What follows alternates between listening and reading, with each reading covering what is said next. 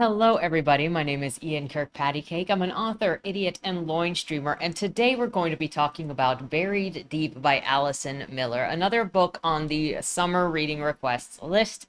If you have a book you'd like to request me read, there's an option to submit it in the description down below, but there's like 41 options on there. Well, now it's like 30 something because we're going through. But still, this is what we're going to talk about today. Now, all I can say is that this is a dysfunctional family and a series of just nonstop dysfunctions until it suddenly turns into a courtroom drama at about 60%.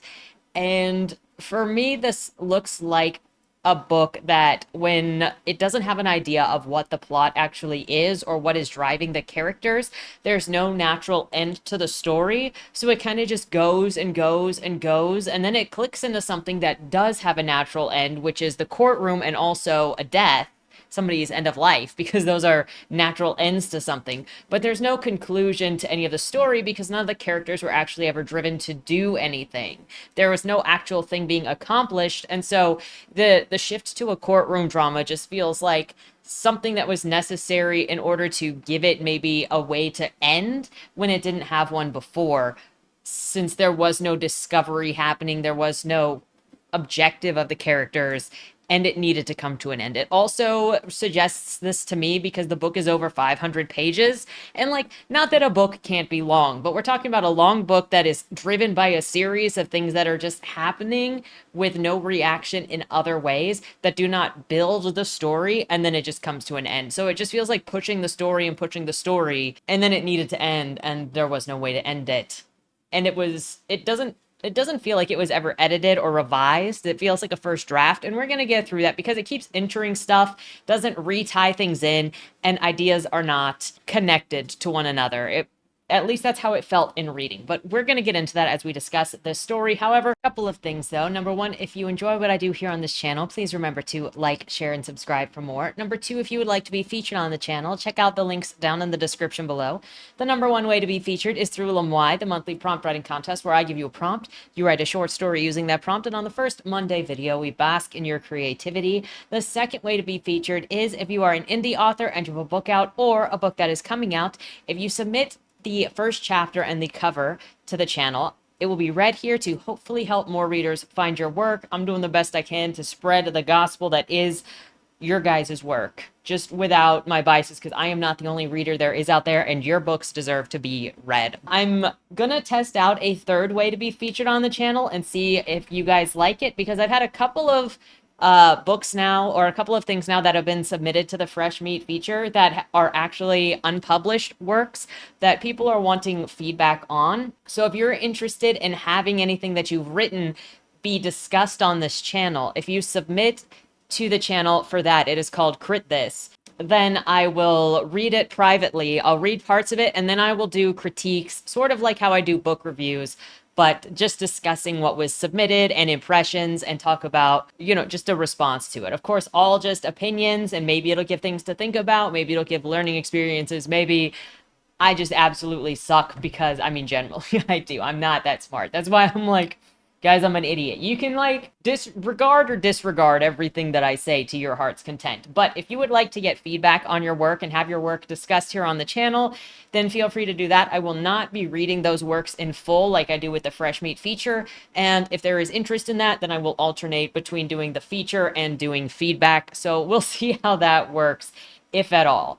But since I'd received a couple stuff that way, I figured possibly that. And there may be more information for this coming later down the line, as I'm going to do a video to maybe discuss it a little more. But you can submit more than once. You have to limit it to a short story or a chapter from the novel that you're working on, because I can't read multiple novels a week. I just can't do it and do notes. So it would be piecemeal if you ended up wanting your whole novel to get feedback, but you are able to submit everything chapter by chapter, and then we could go through it that way. So with that said, the third thing is, if you would like more information on that coming probably in a couple of weeks, because I'm planning to do summer reading discussion of first impressions for the books that we've already done this far, and it will include Buried Deep and some other books. And by first impressions, I mean like the opening pages and responses and what is set up and like what worked and or what didn't work for me as a reader. So I'll probably put a little more discussion on the Crit This at that time, but you can find the Crit This on my link tree along with everything else. So there's that. The third thing is, if you would like to check out any of my books and judge me, they're available at any of your favorite places to get books. With that said, let's jump into Buried Deep by Allison Miller. Page 1, reading the page for the vibes. Quote, Henry Post sat in his car outside of his friend Rick Denton's house and belabored going in.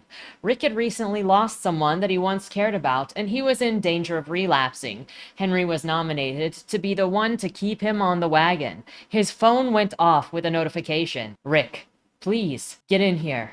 My kids are here, and I have no idea how to talk to them. He gave up the idea of going back home and got out of his car. Rick's beater was parked the closest. Then a black Suzuki or something similar was parked near that, and off on its own so no other cars would soil it, sat a red Aston Martin Vantage. It was a late 2000s model, but it was kept up well. No one Rick knew had a car like this. Maybe he'd be able to tell whose car it was when he got in the house. 3 pairs of shoes sat by the door, Rick's work boots, new tennis shoes, and sky-high dark chocolate pumps with red bottoms.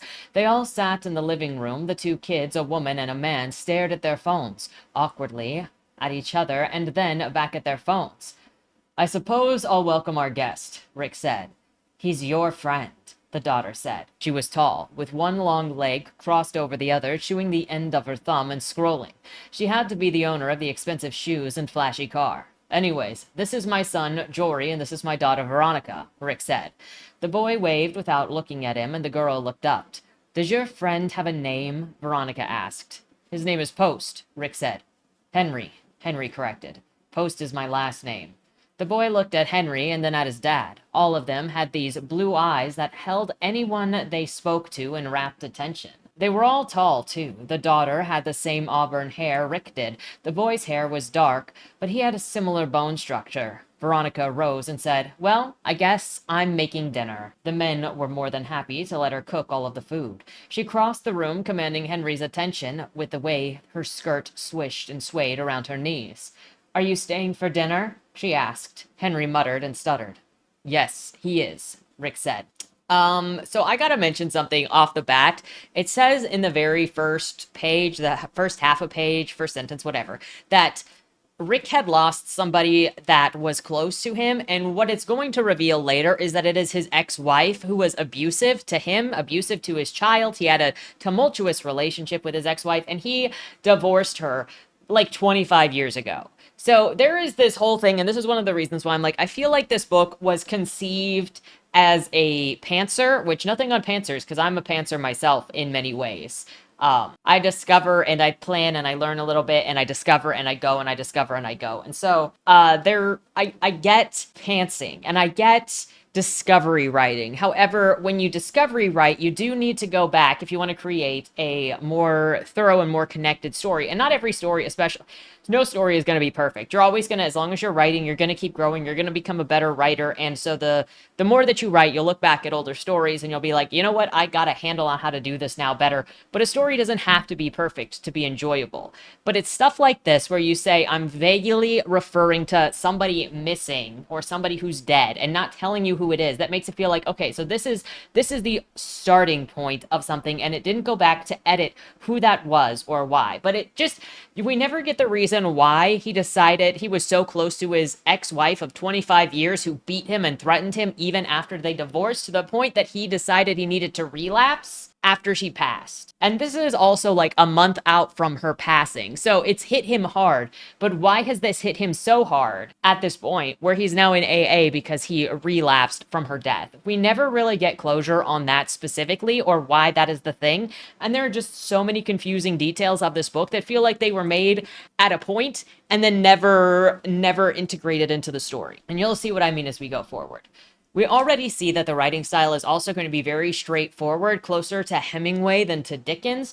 Getting to the interaction, it's kind of odd that Henry just shows up while the kids are sitting around with their dad, assuming it's because his dad is the dad is relapsing and his kids are all being forced to be there with him. And immediately Veronica asks if the guy is staying for dinner, but you would think he just got there. She's going to go make dinner. Of course, he's not going to immediately leave after he gets there, right? It kind of gives this feeling that she expected him to come in the door, see the lot of them while they were all obviously waiting for him to get there, because I don't assume that Rick didn't say, "Hey, I called Henry over." But also she's so disinterested when at the same time she's supposed to be like flirting with him in the beginning as well, because she gets immediately taken by him. Like, you'll see, we'll get to the laundromat scene, which also makes no sense, but we'll get to the laundromat scene and she's taken by him immediately. And so, like, again, it feels like this is a moment that is supposed to be that it was just starting out the story, but it never got revised to follow with where the rest of the story went. Everybody sits down to dinner. Veronica is disappointed that she doesn't get to sit next to Henry, and one of the first things she also asks Henry is how old he is, and he says that he's in his 50s.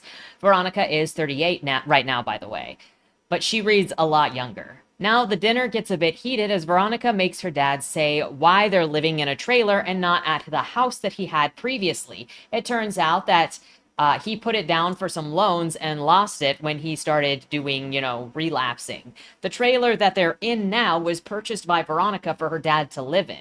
Rick accuses Veronica of not helping out enough to make sure that he stays afloat and to live well. This causes Veronica to storm out of the house. Jory, the younger brother, tells Henry, a friend who has never met these kids before and apparently has not heard of them before either, that if he goes too quickly after Veronica, it'll look like he is lusting after her, but really what's making him look like he's lusting after her was him giving the "I'm undressing you with my eyes and doing dirty things to you the entire time," that they were sitting at dinner. Like, we're gonna get told that that's what he was doing later in the book.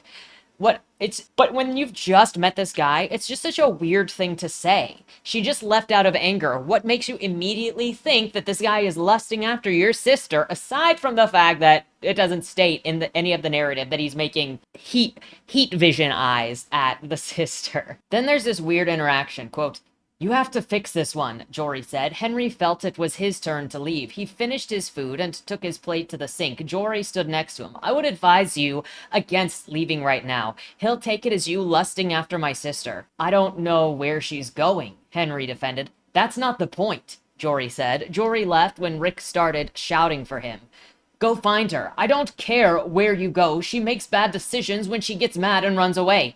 "Jesus Christ, she's 38. She's old enough to make whatever bad decisions she wants," Jory said. "That's not the point. We need to be here for her when she's hurting." Are they not all here for freaking Rick because he makes bad decisions? She's 38. She's an international supermodel worth $20 million. I don't think she makes bad decisions when she's on her own. Now, I get that Rick is an idiot and that Rick is controlling, so I'm going to go ahead and take everything that he says as freaking BS. But also, Jory's not calling this guy on it. He is just affirming to Rick that, yeah, well, she might make stupid decisions, but she's 38, so she might as well make those. Can we just... Jory, there is a reason that your sister writes about you being spineless in her book. We'll get there. Jory finally, goes and leaves because he is also getting yelled at by his dad, and it's like, whatever. Rick and Henry are then left to their own devices, and Henry takes Rick bowling to distract him from his desire to drink. Then I guess Rick decides to take Henry to this old abandoned mall that's been shut down since the Obama era just to show him this H&M poster that's still up that displays his daughter, saying, this is how much she's worth. It's one, so random, and two, if Rick is supposed to be pissed off that this guy was lusting after his daughter at the dinner table, who is an adult, mind you, which, whatever, you can be creeped out by your friend hitting on your daughter, but also, she's almost 40.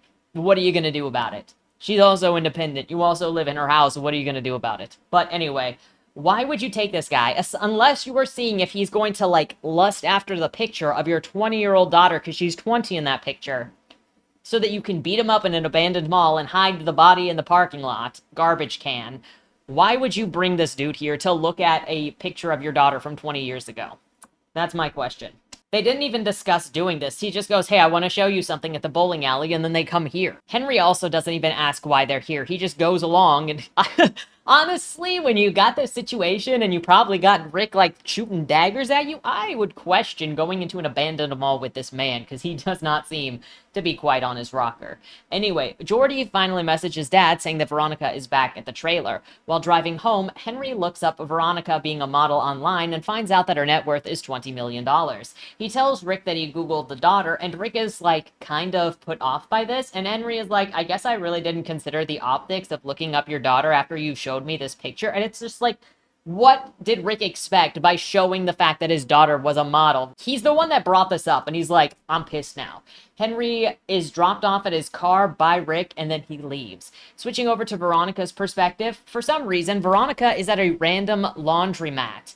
Not saying that millionaires can't be at laundromats, but she drives an expensive car, has expensive clothing, and doesn't have an assistant to go and do this for her, doesn't have like a hotel that she's staying in that has its own laundry facilities in it because she can afford it, she would be paid it. I don't know. This was a choice. This is also when we didn't know if she had a place of her own yet or if she was living with her dad temporarily. We also don't really understand why she's living with her dad temporarily because she despises her dad and she has a bit of a daddy issue where she hates her dad, but she loves her dad and desperately wants her dad's approval but can't get it. But also, she clearly hasn't dealt with literally anything in 20 years. I think this book would have been better if she was still 20 or at least 18, probably 20, where you've got everybody already questioning Henry being with this chick who is younger than him by a lot, which we'll see. But it would have made more sense if she was closer to 20 than closer to 40, because a 56-year-old and a 38-year-old is not going to get all these people being like, isn't she too young for you? It would be more like, bro, how did you score an international supermodel being like a nobody alcoholic in the middle of bumfrick wherever this is? But I digress. She's at the laundromat. Henry knows that she's there. He like stalked her there and then just bumps into her specifically for the purpose of getting her attention. And on his phone, he's got pictures and videos of her from Sports Illustrated, like TikToks stitched together and whatnot. And Veronica gets a hold of the page and sees that he's watching videos of her from 20 years ago, images of 20 years ago, and is begging for her to give him her phone back. He did this on purpose. He's acting like a pathetic guy who didn't want to be caught perving on her when he did. He ran into her specifically and was waving the phone in her face saying, look what I know about you, with her swimsuit model pictures on the phone. And now he's like, oh no, give it back. Meanwhile, this is what's described, quote, she looked at it to find a supercut of her on a runway and her many spreads in Sports Illustrated and Victoria's Secret. The heart on the video was red. Henry posts, how many times have you watched this? She asked. A few, he said, reaching for the phone. Bro's reminding me of a creeper who used to stalk my page and listen to the reading of his book over 400 times. Dude is hitting on her so hard after literally stalking her to a laundromat, and she doesn't even have a single question as to how he knew that she was there. Henry didn't even act like he was surprised to see her there, meaning that he went there to run into her on purpose and didn't even pretend that he didn't. He grabs her immediately to get his phone back, and she touches him intimately in return and invites him to go to lunch while their clothes dry, and she takes him to a rundown Italian restaurant on a hill above a polluted lake. They could have just gone to McDonald's if she wanted to junk. I just want to say, it doesn't really make any sense for her, a 38-year-old model worth $20 million, who collects vintage expensive cars and wears Louis Vuitton shoes, to then go to this garbage place of eating food, where also she's a runway model. She's not even just an editorial model. She's going to be a 38-year-old runway model, which is already beyond strange because most runway models retire in their 20s, or they move to a different role in their 30s, but they're not usually runway. But the diet and the appearance is so specific, but she just eats like a regular person this entire time. So I don't really, this book is just kind of, it feels like feelings and expression and journaling and like emotional splurging, like very personal, but it's not trying to go for any level of believability or realism. And that's partially because it does feel like an emotional spurge book to me, but that's just my opinion on it. None of this makes any sense.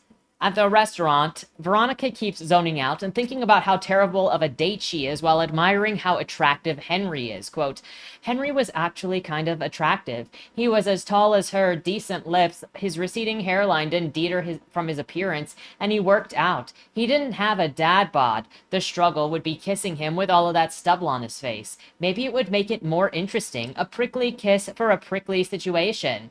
The thing that made her take a second look were the brown eyes that betrayed every emotion that he tried to hide. A million thoughts hid behind his eyes that even as he undressed her with them, it was a beautiful moment. It's kind of amazing that this alcoholic who met her dad at AA just a couple of months ago has no signs of a beer gut or alcoholism or like the way that your skin changes depending on what alcohol you drink, because I think it's gin that causes the gin skin. I can't remember what it's called, but it's kind of famous for that. Veronica thinks about how she hates her dad from always downplaying her accomplishments and liking her brother more. When asked why she doesn't like her father, Veronica says, quote, after allowing the mediocre food down, she said, he was not there for me, and when he was a brute. Mom wasn't much better. She actually hit harder than he did. For a long time, I had myself convinced that he never laid a hand on me. I uncovered some memories in therapy. They leave, and Henry says that he'd like to see her again, and Veronica, the model, is all surprised that this man, almost 20 years older than her, who has no prospects and works just like not to compare businesses, because you can fall for anybody regardless of economic status, regardless of financial background, whatever. It's just like builds to me why this guy is standing out to her, who is an international supermodel who has pretty much any options that she could possibly want, and she sees this guy, doesn't know what he does, doesn't know anything about him, and immediately has fallen for this guy, other than the fact that obviously she's got daddy issues and she's probably going for him because she wants to make her daddy mad. That's probably it, honestly. However, she also says that she is specifically attracted to him and has been lusting after him since the beginning as well, which also probably speaks to daddy issues. Quote, what game was he playing? He wasn't the awkward guy that she met last night. She longed to feel the tingle of his lips on hers and looked around before placing a soft kiss on his stubbly cheek. Heat rushed to her lips from his skin. He leaned into her, his nose on hers. They locked eyes and held each other's gazes a moment. He's too old, a nagging voice in her head said. I don't care, Veronica answered back. Too old for what? He's 56. You're 38. It doesn't matter. Again, would have been better if she was 20. It would have made more sense. The focus on the age would have made more sense. And you'll see it constantly come up. So then we see that Jory sees Veronica and Henry macking on each other. Quote, he knew it.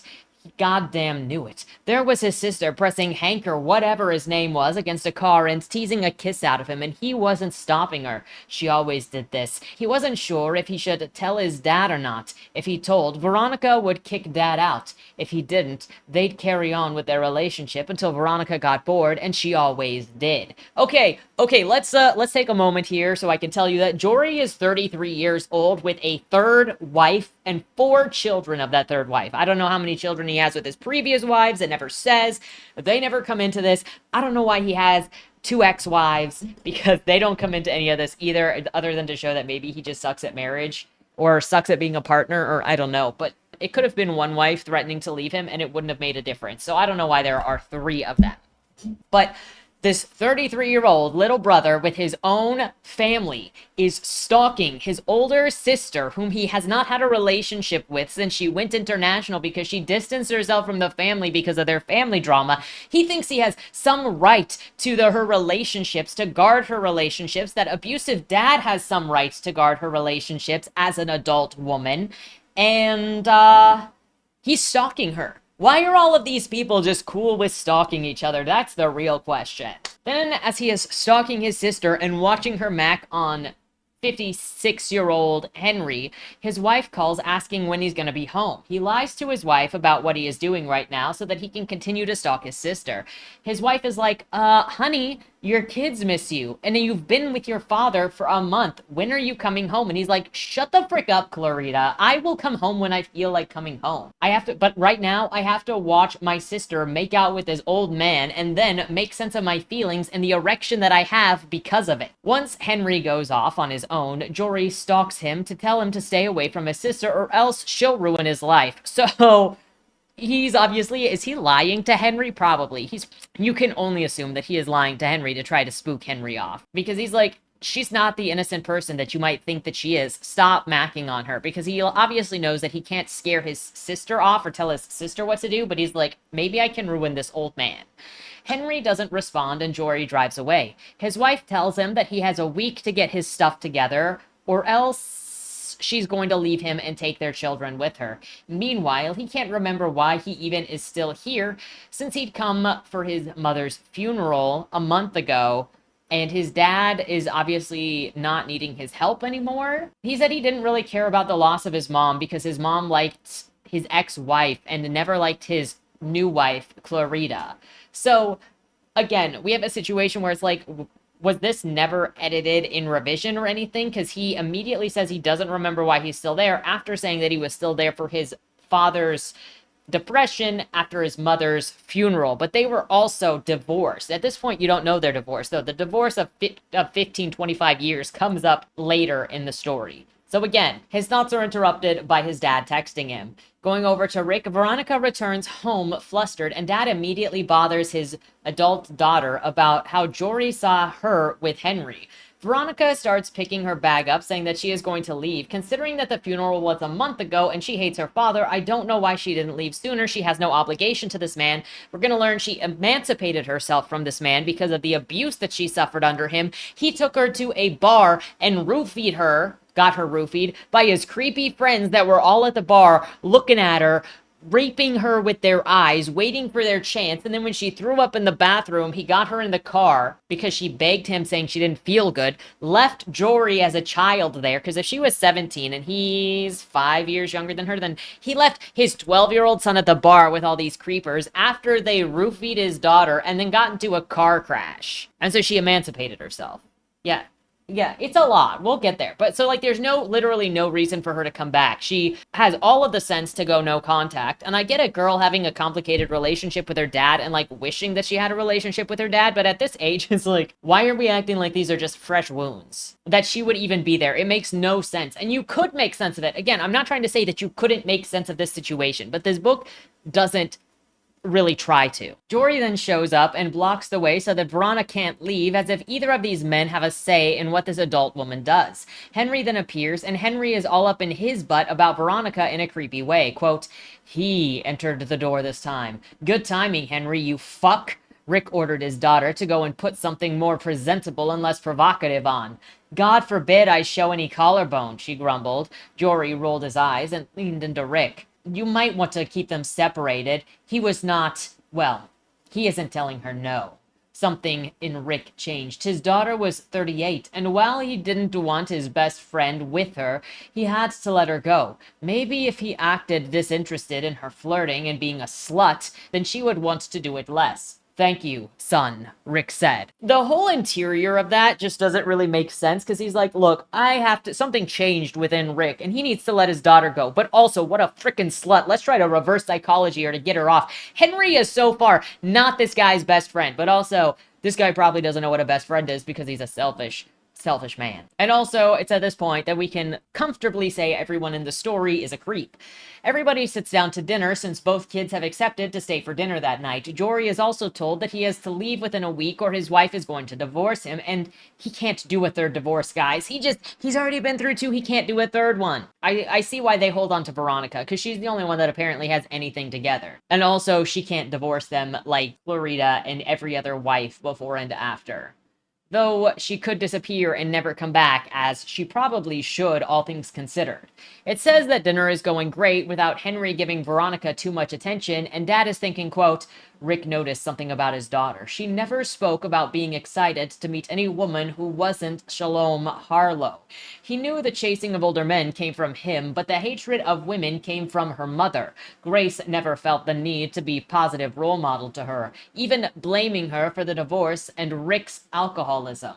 Grace tried to control her body more than Rick did. I don't think you need all of those other reasons when you later say that Grace beat her hated her because she wasn't Grace's biological daughter, but was Grace's sister's daughter that she chose to adopt. We don't even really get why Grace adopted this child that she did not absolutely actually want. They could have just like put her into foster care or something if that was it. But whatever. Again, I think that it is just going and making stuff up as it goes, and that shows in this situation where the relationship, and you can reveal stuff as the story goes forward, but that's not what this feels like, because this is Rick's interior and he is making up reasons, which is like, oh, blaming her for the divorce and Rick's alcoholism. I mean, probably she was to blame for the alcoholism if she was beating everybody in the vicinity, but that's not even alluded to here. And it's not even alluded to that they're not related. And it's just like, why is the narrative lying to me? I think it's not lying to me. I think it just didn't know at the time that this was being written. Also, it's a very weird way to phrase it, as she gets her chasing of older men from her dad. Is that because her dad chases men, or is it trying to say that the dad gave her daddy issues, so now she goes after men? Because this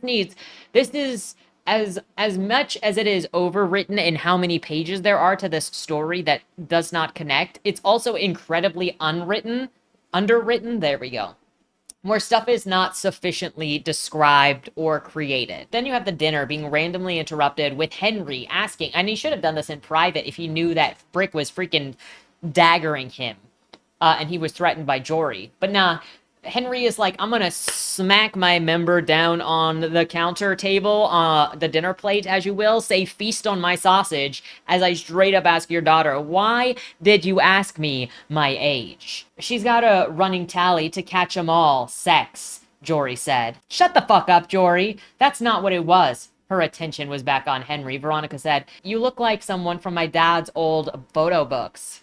So Veronica really wants to put it in front of her dad, clearly. This causes her dad to get a high school photo album from his room. Are they going to ask Veronica for some sex stories next so they can all jerk off together? I don't understand this family dynamic at all. And there's this picture. When dad goes to get the photo album that he didn't need to go and get, he takes this photo out of the photo album and hides it under somebody's bed before bringing the photo album out. Henry and Veronica get super close. The moment is interrupted when Jory's wife and kids show up at freaking Rick's door because they only live like 2 hours away. So like that makes it worse. He hasn't been home in a month and he lives literally 2 hours away. Okay. Veronica leaves and Henry quickly follows. Veronica arranges to meet Henry at a gas station as though he couldn't come to her hotel room.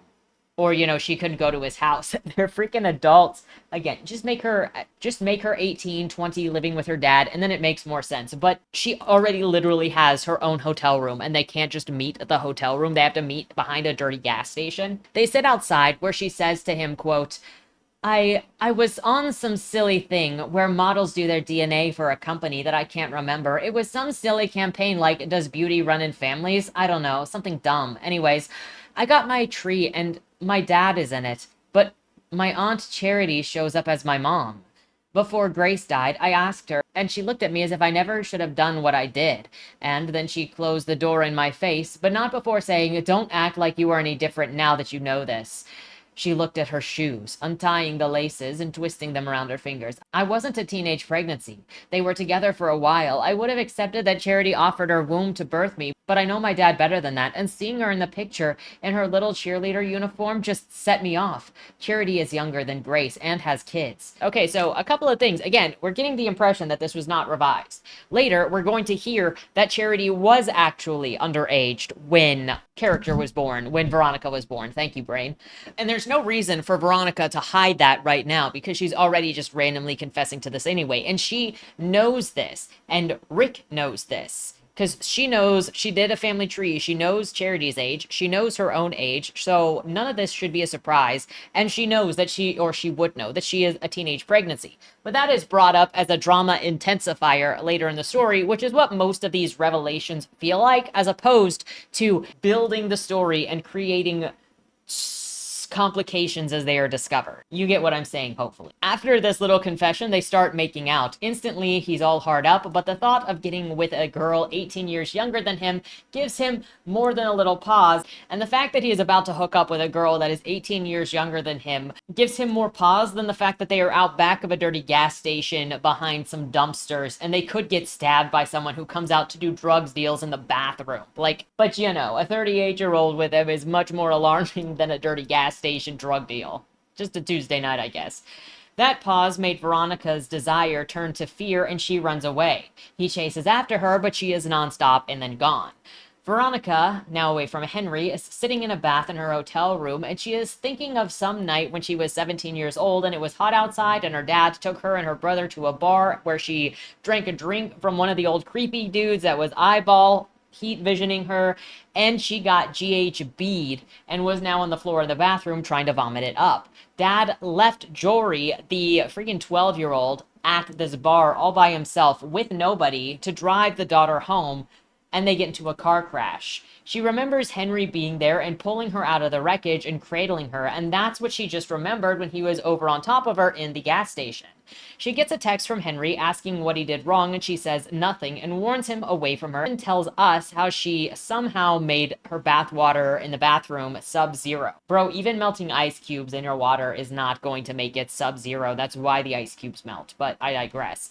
She recalls everything about the day that she met Henry then, and her dad stopped her from going to school, made her do chores first instead, slapped her when she tried to stand up for herself, and then she went to school, and her art teacher insulted her by saying that her art couldn't have a soul in it because she didn't know what soul looked like. I'm not really sure what art teacher. I mean, yeah, you can have some crappy art you can have crappy soul crushing art like teachers out there in general. Like, why are we doing this? Why is every single character in this book vile? Other than the fact that it's kind of exposing the viewpoint of the book, the narrative in which this was written, which is just everything sucks mindset. Her mom then dismissed her grievances of what had happened with her dad and her teacher, and then her dad took her to a bar. Where mom is, doesn't matter. Grace doesn't care about any of these people. Also, she's 17. They got divorced when she was 15. Apparently, mom also just abandoned everybody, so doesn't matter. And when they get to the bar, dad announces that his daughter is 17 years old, and everybody at the bar is like, bro, you're supposed to tell us that she's 18. 18, right? Doesn't stop any of them, though, obviously. It's uneventful until she gets roofied, but seemingly nothing else happens. Then she calls Henry outside of the flashback.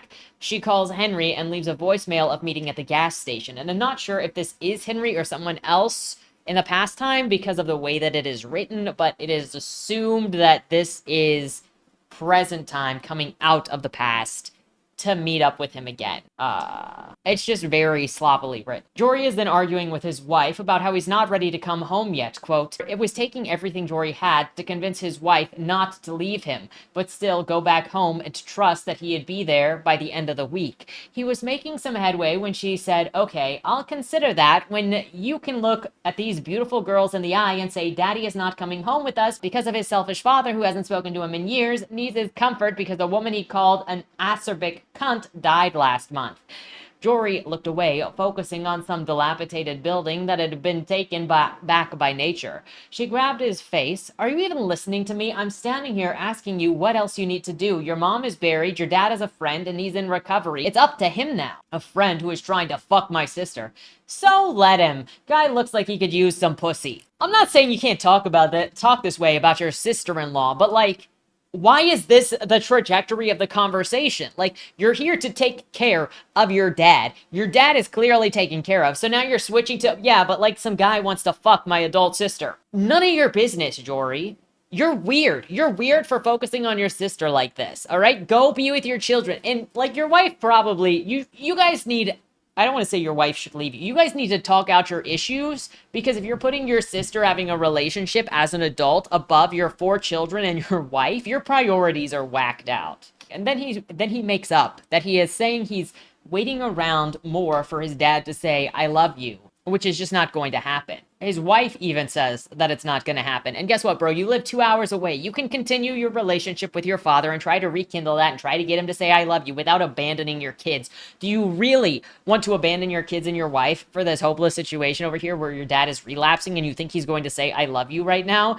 When you say that you've been ignored your entire life and you're still being ignored, and then his wife still says, honey, you need to look at this clearly, all right? You're just a dog that is being bossed around. I love you. Your dad doesn't love you. Your children love you. Now, you've got a week to be here before I decide to leave you, but I love you, sweet cheeks. It's funny for her to say that she is going to always be around for him at the same time that she is threatening to leave him. Then the wife leaves with the 4 kids, and Jory thinks about how resentful he is that his sister never flew him to other countries or took him on TV sets with her while she was being famous, and that he has been a loser at the same power plant since graduation. He says him and his dad bonded over them being abandoned by her when she was successful. So then, like, your dad still ignored you for her when you guys bonded over, you being around and her leaving? I understand why she is not talking to you since you've just lived your entire life resenting her. He can't find any food in the house, so he goes to the park that he used to drink at as a teenager where he lost his virginity, and the same girlfriend appears, the one that he had, 15 years ago or more, and she's suddenly beside him talking to him. He dumps on her everything going on with his life. She asks him to go to her house for some wine while kissing his head, and he says that he shouldn't be alone with her because he'll definitely cheat, so she invites him to get coffee instead. Bro, if you're already sitting there being like, emotionally investing in her in the way that you are, you need to walk away from Sherry, like, right now. Rick is then at a restaurant with Henry and Sherry, that is the high school girlfriend, and he tells Rick why he is relapsing, and then his version of the roofie night story. Quote, someone hit me and upended the car somehow. I'm not sure if it was on the side or upside down. All I know is that I woke up in a hospital and my daughter suffered a head injury and she emancipated herself from her mother and I afterwards. And I lost her for a few years and I blamed her for everything and didn't reach out. I did all that I could to make the pain go away. Somehow, someone intervened and took my guns away until I was safe to be around again. I'm surprised that she has anything to do with any of these people, honestly. Rick cries, and Henry offers to support, but gets snapped at for offering false sympathy, and then cries more about having no one. Then as Rick is leaving the restaurant, he runs into his son and Sherry, so bro is officially cheating on his wife after saying that he can't get divorced again. You're letting your 4 daughters down right now, dude. You deserve to be left behind so that she can find somebody who is there for her emotionally, because nobody deserves to be cheated on or stuck in a relationship with somebody who doesn't give a crap about them. And please, somebody, do not take that nobody deserves to be cheated on to bring me the most egregious example of being afraid for your life that your spouse is going to kill you and you seeking emotional support in somebody else while you fear for your life. Like, we're talking average situations and normal people here. As he's leaving, he's also stopped by a waitress and told that he looks familiar, and then he is taken back to be shown a picture on the wall that's him standing next to his father-in-law, because he used to own this place and it ended poorly, and he is surprised to see a picture of his father-in-law there. It's weird because his father-in-law had a bakery that he tried to burn down and then went to jail, so I'm assuming that's what this location is, but he's surprised that anybody knows one about that situation when it's obviously a small town. But like, why does a new owner have a picture of a criminal in her business? Promptly, Rick leaves. He tells his son to stop messing around with Sherry the slut like a stupid teenager and to go back to his wife. Dad also is a neat alcoholic and notices that one of his photo albums is missing when he goes into his room. This one is specifically the car crash photo album. What a thing to have, a full album of photos of the car crash situation. So Henry is having a relapse episode, and for some reason he calls Veronica, who he barely knows, to come to his house, take his guns, his pills, and his knives because he's feeling suicidal. And that's definitely who he should call. I mean, is he trying to get sympathy? Is he trying to get laid? Is he actually having an episode? Who knows? So she takes all of his stuff and puts it in her car, and then he eventually asks her what she wants with him, and if she is only there to hurt her father, or if she has genuine feelings for him. She says, no, she's not there to hurt her father, but she's not entirely sure what she wants. He cuddles with her to listen to her heart until he falls asleep. Veronica stays with him until she can put him to bed, and then she is looking at old photo albums that Henry has, getting jealous of his high school girlfriend that he had 38 years ago before she was born. She goes home because Jory says, "I need you." And then she gets home and Jory is just hanging out with Sherry and doesn't say anything about what he needed. It just was to get her to the house. Veronica, and it's just to make Veronica run into Sherry, because Veronica then insults Sherry because she doesn't like her or trust her. Jory gets offended and calls his sister a slut. Veronica then tells her dad that she thinks that Henry is this guy that pulled her out of the wreckage. Like, things are escalating quickly. Obviously, Veronica gets into a fight with Sherry. Jory insults Veronica. Sherry insults Veronica. Veronica leaves, goes to talk to her dad, who I don't know why, because her dad's just going to insult her as well. And she's like, "Hey, Dad, I think Henry's the guy that pulled me out of the wreckage." And Dad wants to rant about how she's a whore, waving her ass at his friends, filling her external holes because she can't fill her internal holes. Now get lost. So, like, she should just leave. She has the money to leave. She just shouldn't have anything to do with these people anymore. Like, why would you stick around to any of this? Tell me who would. Jory is then at a meal with Sherry and asks her about the rumors that she spread about his sister. I don't know why he suddenly cares about this when he was insulting her in the last chapter for not liking Sherry and siding with Sherry. But now he's like, "Hey, why were you spreading rumors about my sister at school all those years ago?" Like, again, why are we talking about when they were in high school? Again, I think this would have been better if they were both still kids living under Dad's house, because them both being adults and then dealing with high school trauma from 20 years ago is insanely dumb. So Jory is like, "Hey, why were you spreading rumors about my sister?" And Sherry is like, "Well, your mom told me to spread them because she hates your sister, but also I hate your sister, so I would have spread them anyway." Like, freaking jeez. And Jory decides that he and his wife and kids are better than Sherry, so he leaves. I'm glad that he finally realized that, because, you know, his wife and kids definitely deserve to be levied against other options and then chosen as the better option instead of the lesser option after he already cheats on them. Jory goes home where his aunt calls him and lectures him for leaving his dad and being mean to Sherry because his aunt Charity is somehow involved in all of this and is like, "Why are you being mean to people that you went to school with by leaving them at a restaurant?" He also implies that both his mom and his aunt were trying to manipulate him when writing these scripts that they talked to them over when they were kids. He hangs up on his aunt not taking her BS anymore, then apologizes to his wife for being gone. Rick goes to Henry's house to return the photo albums that Veronica had taken. Henry is tight and angry at Rick, but Rick hangs out until they have to go to AA, where he learns that Grace, the mom, divorced when Veronica was just 12 years old. So now I'm just like, what? Why are they mourning her death when she pulled herself out of this family 26 years ago? Like, more so Rick than the kids, because he was separated from her. I don't know. Maybe I'm just a heartless freak here. I'll accept that. I had zero involvement with my grandfather after he disowned me when I was 17 and he passed away eventually. Why is Rick griefing so hard that he relapses for an ex-wife that he wasn't even with, who he didn't have a good relationship with? Like, I understand still loving people that you had a falling out with, but like, to this extent, we don't ever explore that connection. And that's the biggest issue, is like, this is a complex relationship that is being referenced here, but there is zero exploration of it, zero investment in it. It just kind of is there, which reads more to me to shifting circumstances than to actual story reasons to explore the complexity of these relationships. Rick then shares why he thinks Veronica hates him. Quote, "Veronica was often used as a pawn in the games Grace and I used to play. Grace would make some comment about her appearance and I would tell her she was beautiful. However, anytime I was harsh on Veronica, she never got any sort of comfort from Grace. Even my sister-in-law Charity would get in on it. Veronica hates me because one night I took her to a bar, someone slipped something in her drink, and instead of calling an ambulance, I thought that I could drive. I liked when she was vulnerable and sad and she needed me, and she doesn't now. I don't know how to reach her." So he took her to be preyed upon by all these creepy dudes at a bar so that he could be the hero 26 years ago?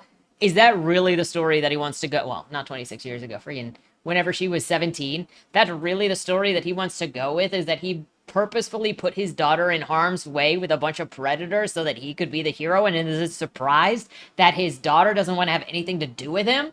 That's on top of him not protecting her from her mother or her aunt and being beaten by him and mom and aunt. Unless it's just a reference that she wasn't ever actually beat. Oh, yeah, and he slapped her and he insulted her. And you know what? I get it. He's in a public setting. He's not going to tell them that he was abusive because he's got an ego.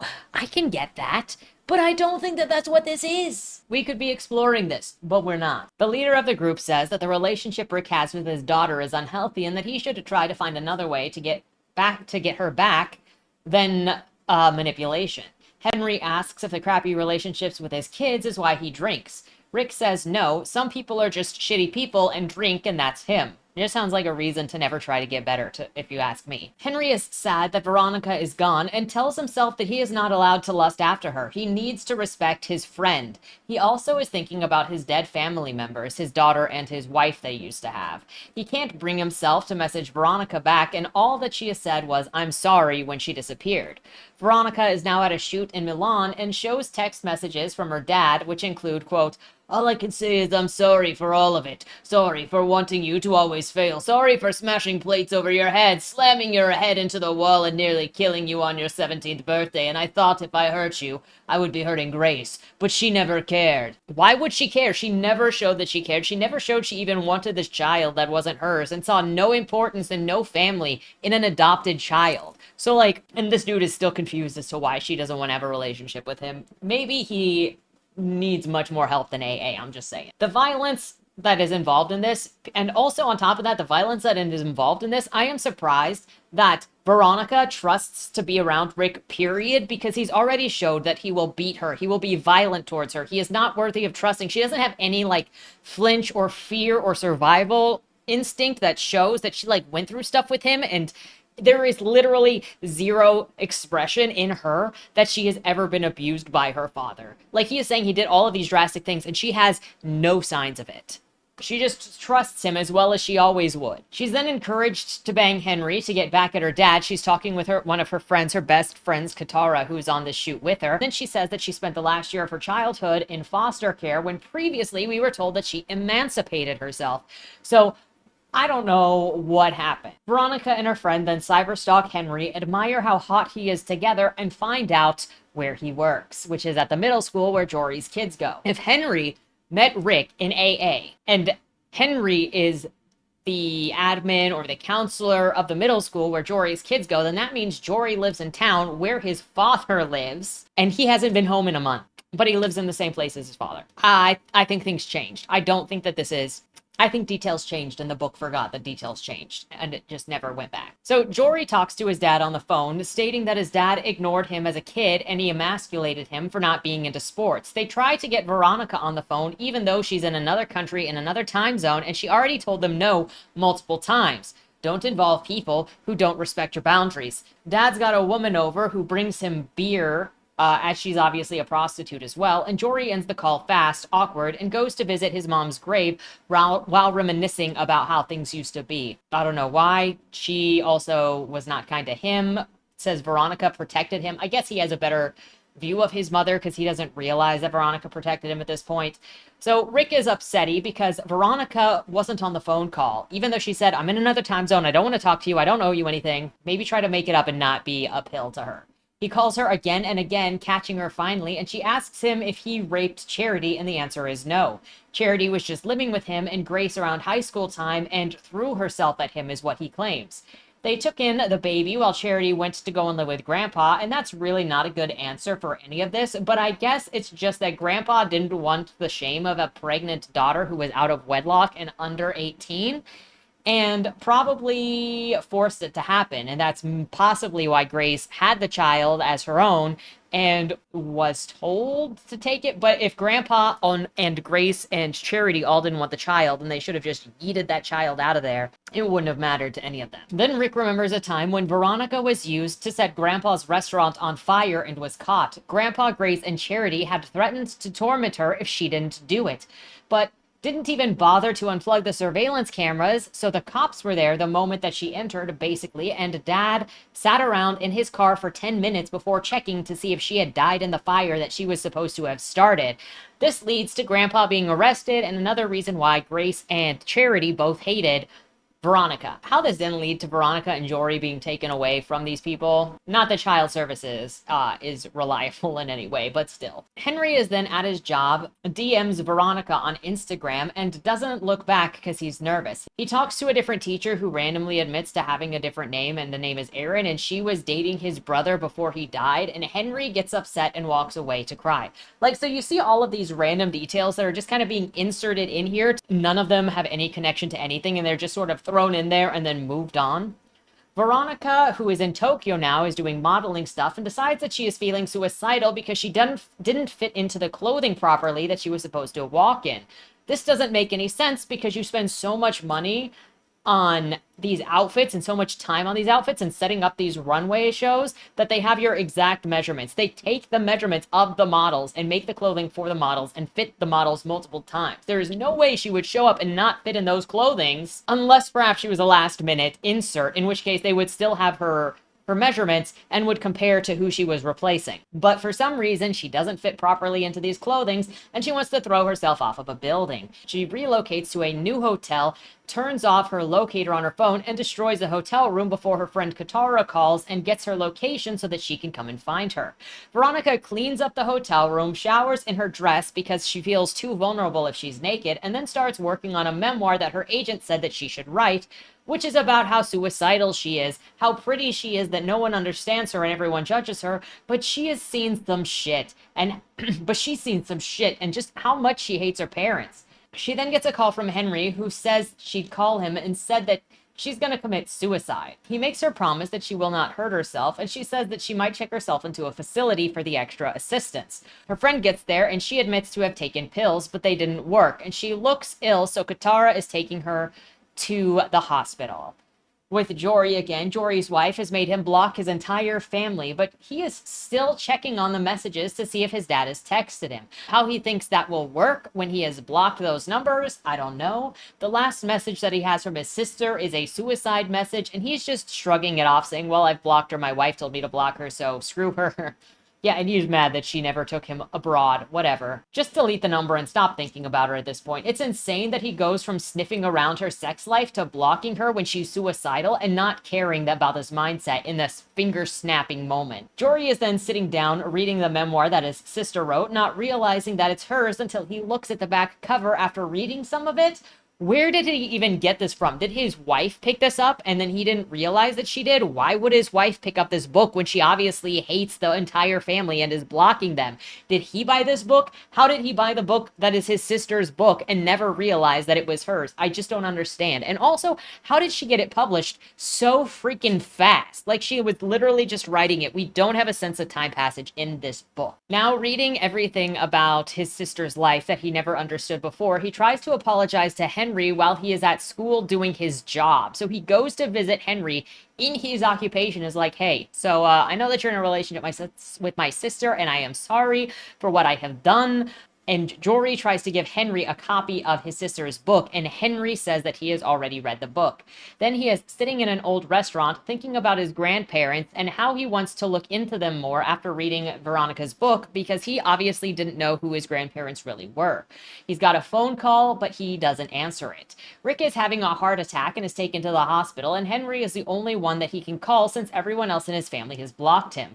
I'd like to bring attention to this passage, quote, Augustine was a one-star hospital with a 4% success rate at keeping patients alive and should have been shut down a long time ago. But they housed the homeless and treated them. So when the better hospitals were full, people were sent here. It was given the nickname the Manger. Considering that I just came off of the butchering art, a 4% survival rate is worse than the 1800s surgery where they would just hack stuff off pre-anesthetic, pre-antiseptic. Like, the hospital would not be in operation. In order to get a 4% success rate of people staying alive, you would have to be killing people on purpose. Now, this might be an exaggeration for how terrible it's supposed to be, but we have gotten very little in terms of solid world building in this book that it feels like this is supposed to be literal, when it also started out with, hey, BT Dubs, that Italian restaurant at the beginning was right next to a polluted lake, and they all just eat there and everything is gross and garbage. So it just feels like it's trying to add to just how terrible things are in this. but a 4% survival rate would not happen. Not in our current world, which is what it is, because we are like 25 years from Obama era. And just so you know, even though we have a 4% survival rate, Rick somehow ends up in the freaking 4% survival. So I feel lied to, and I'm surprised that he is not nervous to be in this House of Death, appropriately titled. Henry is sitting there with Rick, exasperated that Veronica and Jory aren't there yet. Let's not forget that Henry read The Tell-All by Veronica and knows everything that her father did to her, and Henry is still like, yeah, but she isn't here for her dad, and she should be. No, that's not how it works. These people learn things about each other, learn about the abuse, see the abuse, and you see zero interaction from any of them, zero understanding. And you would be like, well, I can understand Rick having zero understanding because he is a jerk and he just projects and he doesn't understand and refuses to accept fault for his own issues. But then you have people like Henry who want to be like, well, I love her and I want to care for her because I pulled her out of that garbage, that crash site when she was 17. But then he sees all of the abuse that she spoke of and then is like, well, she needs to treat her dad better. All right. It's so shallow that it's for the sensation of it, that it's for the drama of it. It feels like a telenovela, but they say something traumatizing happened to them and they immediately forget it. And it's crazy. Her dad deserves zero contact. And Henry deserves zero contact for that. You don't get involved romantically with somebody. And this is, from a partnership perspective, because guess what? People enter relationships for different reasons. Some see it still as a business transaction, but a relationship to me is genuinely a partnership. It's choosing somebody to be the other, to be the person. You get this from Bodymore, I swear. It's choosing somebody to carry your heart with you. You guys exchange hearts. And you're choosing somebody to be the other half of your soul. You're choosing somebody who you want to lift up in a specific way and be there for them. And they for you, and you're partners, and you go through difficult things together, but you support each other, and you're there for each other, and you comfort each other. And so, like, when I'm looking at this, and Henry is just like, hey, you're abused by your dad, but you need to just, like, keep getting spanked in this situation, and, like, where are you when your dad needs you?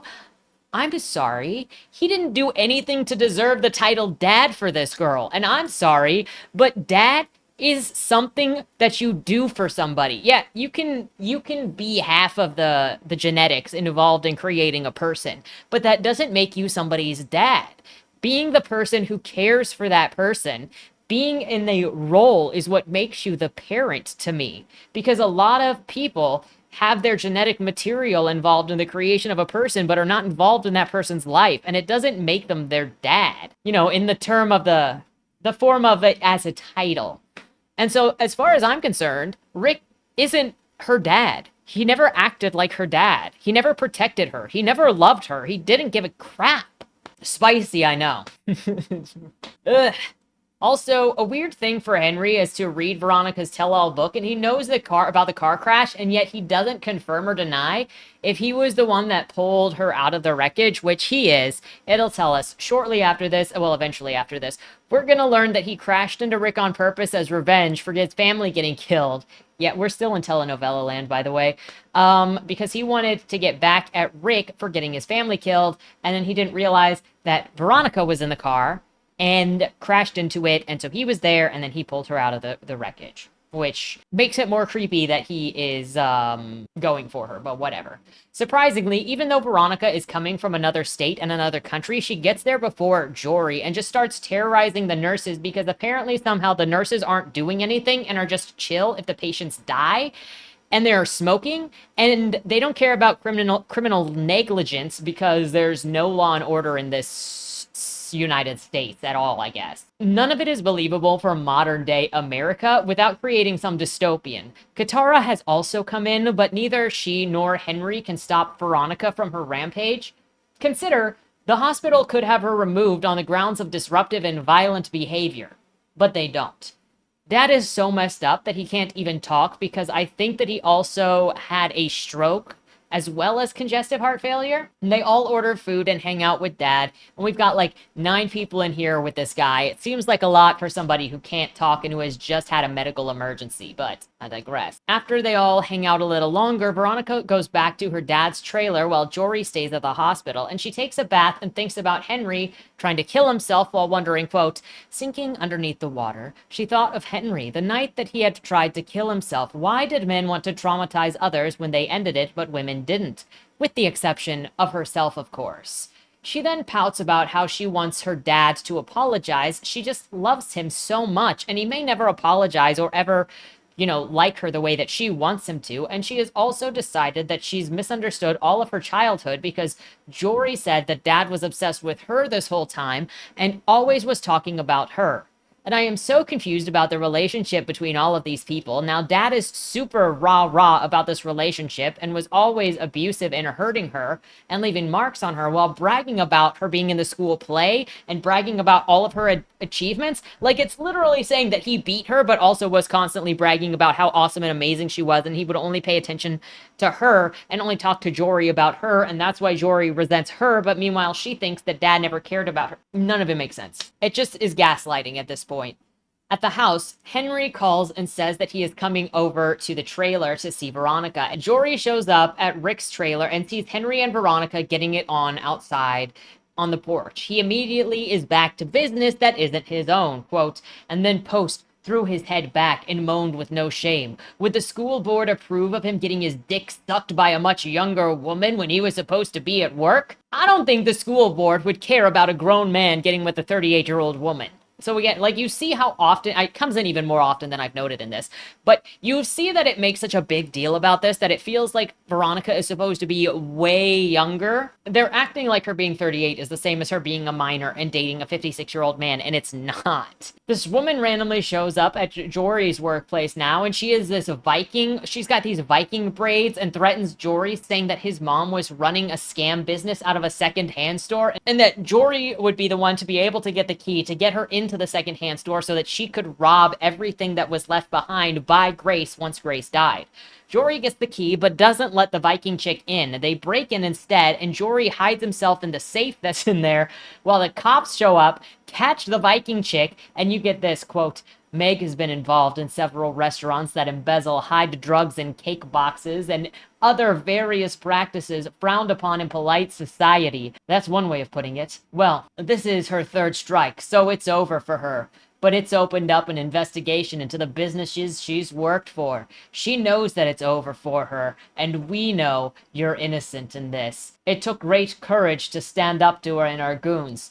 That can't have been easy. Jory rubbed his eyes to hide his tears. So she was introduced and it immediately ended. Like, the same chapter that she was introduced as being knowing Jory's mom and selling drugs, she was also caught. Jory also says that he doesn't want to know what kind of crimes his mom was committing when she was alive because he didn't know them and it doesn't matter now, and he doesn't want to change his perception of his mother. So Rick is watching the news about his son catching Meg, who apparently also his dad knew but never told his kids about, even though obviously there might be a little bit of targeting because of his mother's business. There was a bunch of cocaine in his mom's secondhand shop that also is just randomly there, I guess. How this ties into anyone, I don't really know. This never comes up again, and Meg doesn't matter. It doesn't show anything with the story other than throwing in another random drama to, like, push the story, because it doesn't really feel like it has direction. Rick lectures himself for not turning his wife in sooner when he knew that she was doing this stuff, not even to get back at her for divorce, apparently, when when she left him and whatever else happened during that time, and she had his boot on his neck still after they were divorced, but okay. He seems petty enough to do that, though, but okay. Jory calls to tell his dad that he is disowning him and hopes that Veronica gets with Henry because it'll make him suffer more. Veronica pays to have her dad moved to a better hospital so that he doesn't die. I don't know why we're doing that either when she's got no reason to care about him at all, especially with how she said he's abused her to the point that he has and almost got her killed and literally just called her a whore and a slut for having a romantic life as a 38-year-old, but I digress. Henry shows up and Rick cusses him out for being near his daughter, so he leaves. Honestly, I don't understand how any of these people are still talking to one another after obviously every conversation ends with fuck off. And there are no apologies, there's no reconciliation, there's no reason to actually come crawling back other than obviously dysfunction. We could say, oh, look, they are family and they desperately want one another. Obviously, we've got different experiences where I'm like, obviously, if you're going to mistreat me to this extent, we don't need to be in conversation. And these people don't have those boundaries. I can get that enough.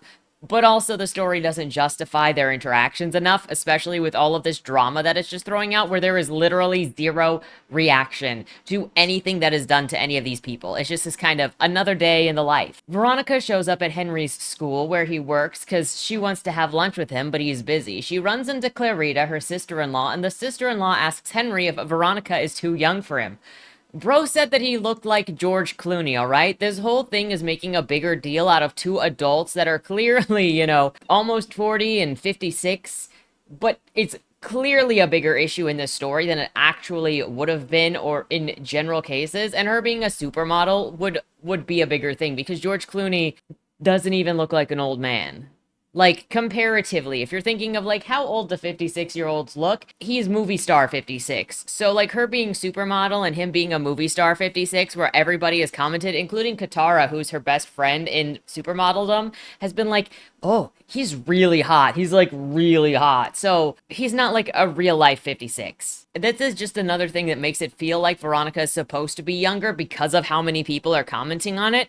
And I don't know why it's 38 when it has such a focus on the age gap between them, if not just to make it feel safer to do an age gap than making her 18 or 20 or something.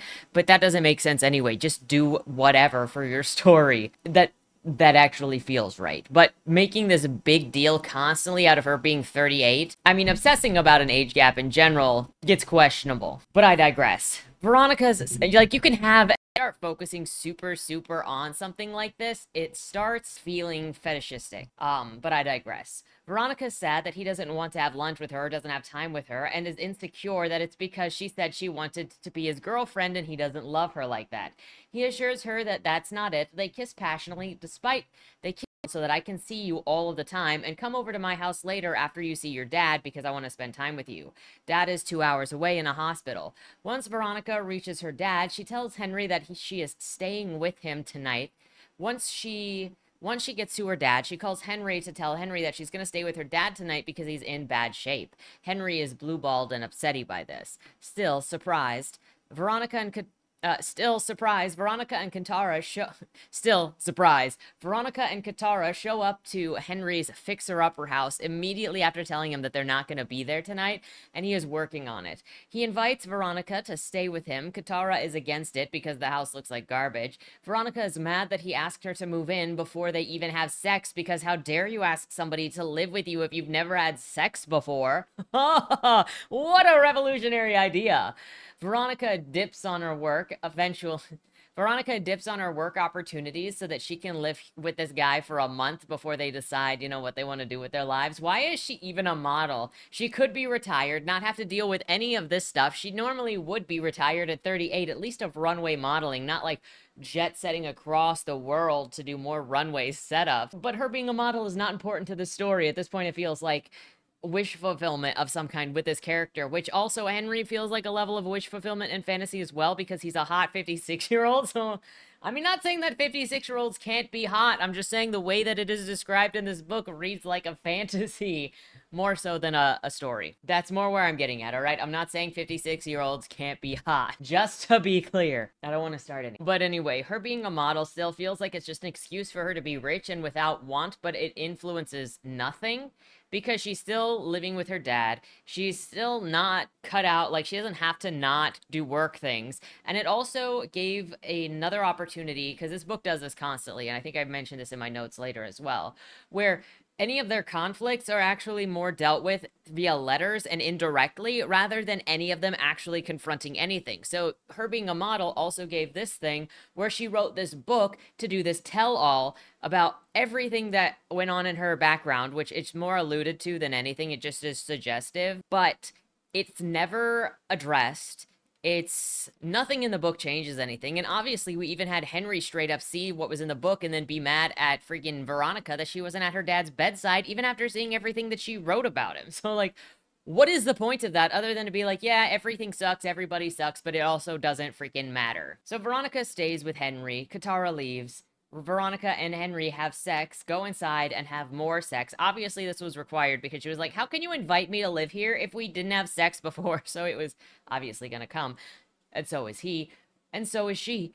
And we get this quote. He sat her down on the bed. She looked at his manhood. He grabbed her chin, pulling her gaze to his. It's bigger than I thought it was going to be, she said. He laid her on the bed and asked, do you want it again? He was about there, nearly ready to black out. Her vagina tightened on his penis and she convulsed. The sensation of her warm pussy nearly made him forget to push her off before he came. I don't think you're supposed to be seizing when you orgasm. Like, what do I know? I'm not a doctor. Also, Broby 56 and doesn't know that pulling out doesn't work. How many kids does he secretly have? Veronica thinks about how she lied to Henry about looking into his ex, and Henry tells her that his wife and child died in a freak robbery where he had tried to do something about it, and that's how he became an alcoholic. So that's like decades ago, mind you. We're gonna get into it. She takes him to work, hears about the money troubles at the school, and she's going to donate to the school to get it remodeled, and she's going to get other models to also donate money to schools to start remodeling rundown schools nationwide. Her literal sister-in-law, who hears that Veronica is going to donate money to this cause, is looking at Henry, taunting him, being like, you really gonna let your girlfriend pay for everything? And it's just like, Clarita, do you want a new school or not? Like, what are you doing? What is your purpose? Why is everybody in this just vile for the sake of being vile? There are no character personalities in this except for like the vile antagonistic pessimism that just permeates every single character for no reason. Next, Veronica sits outside and looks at the confession note her dad wrote her. She said that her dad was sorry, but instead we get things like, quote, she stepped on your hand when you were only 3. It wasn't broken, but I had to knock her out to get her to move her foot. With each line, she pulled at the end of the page, tearing off the edge. Grandpa insisted on changing your diapers, but he was weird and gross about it, so I had to potty train you. I hated that you developed before you were old enough. Yet Grandpa was the pervert? Okay. I hated the way that all of the men I knew looked at you. They looked at you as if you were already a woman and not my little girl. I ruined several relationships that you could have had because I didn't like their parents. I also thought some of your friends were a bad influence on you, and I would forge a letter in your handwriting to say you no longer wanted to be friends. That explained why Tracy stopped talking to her. The only good thing I did was take you to Disneyland, but I won those tickets and only took you because Grandpa was getting out of prison and I worried about what he'd do. After the incident, I knew I'd fucked up one too many times and I didn't think that you'd get emancipated. I don't know why you want this apology so bad that you went out and did something with your life. You make enough money to buy a house outright and you're still in the pages of most fashion magazines. It seems like you just wanted to come back to see your mother dead and gloat. Please stop trying to ruin Grace for Jory. He needs to believe his mom was a good person. He went on and on for another 9 pages until the end when he'd finished writing his confession and he just wrote sorry underlined 3 times and added a few exclamation marks. Thanks, Dad. That means so much to me. This entire letter is so backhanded. Number 1, okay, so now Grandpa's a pervert. Number 2, bro is like, I felt so bad at how all of my friends were looking at you sexually when you were just a little girl. Why did you take her to a bar full of creeps then? You let her get roofied. You knew that your friends were creeps. And then Henry is a creep. Oh, and you're somehow surprised that he's creeping on your daughter when every friend that you've apparently ever had in your entire life has been a creep. I wish we could have seen somehow that reflected in anything, but instead it's just kind of throwing it here. And also, I don't know if this is trying to be backhanded with that apology that he doesn't actually care, because obviously he's like, look, I don't know why you want this apology so bad, but at the same time, freaking Rick over here is going to his AA meetings being like, I just want my daughter back. I always did these things to make her need me because I just wanted her to need me. And then you've got Jory over here who's like, Dad always only paid attention to my sister and was always bragging about her. But then here he's like, I don't freaking care. What then what?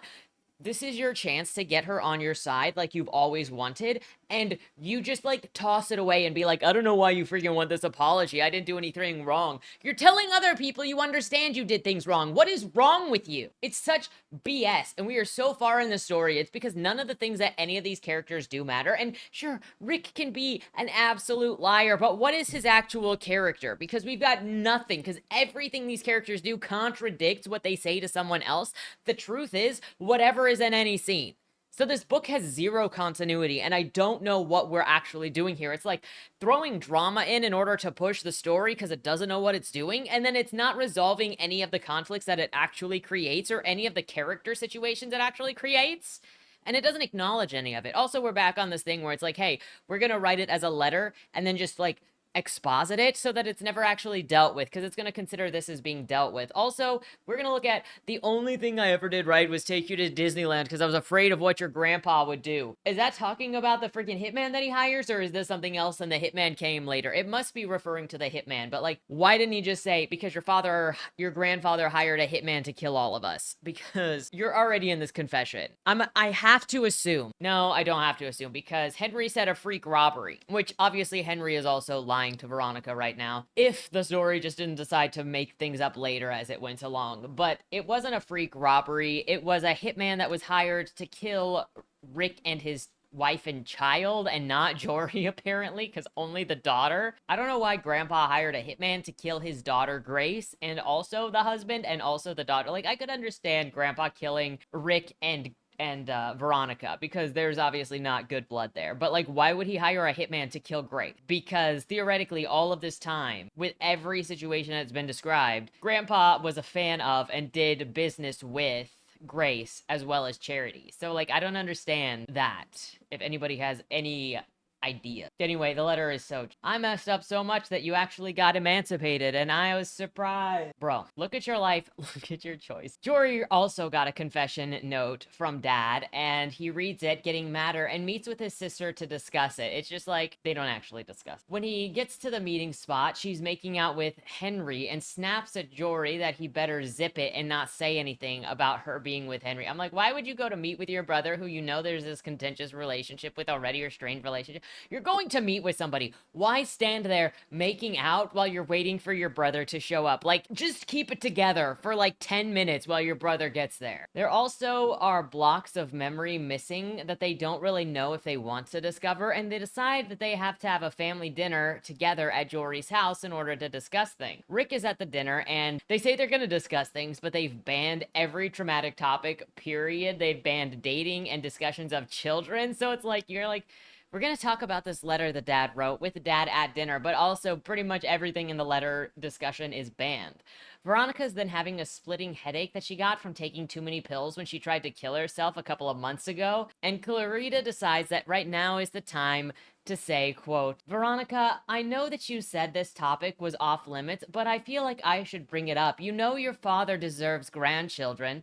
He doesn't deserve anything, Henry said, looking at Rick with scorn. Rick cuts his eyes to Henry. What I mean is, Veronica is the one who would have to do all of the work carrying it and delivering it, and if she were to get pregnant, I'd be there to help. But why does she have to go through all of that just for Rick to see it once a month? So aside from the fact that Clarita has a bad opinion of you owe your parents children because whatever, people can have bad opinions, I don't really care, but what the frick does she mean by Rick deserves grandchildren? One, he already has grandchildren.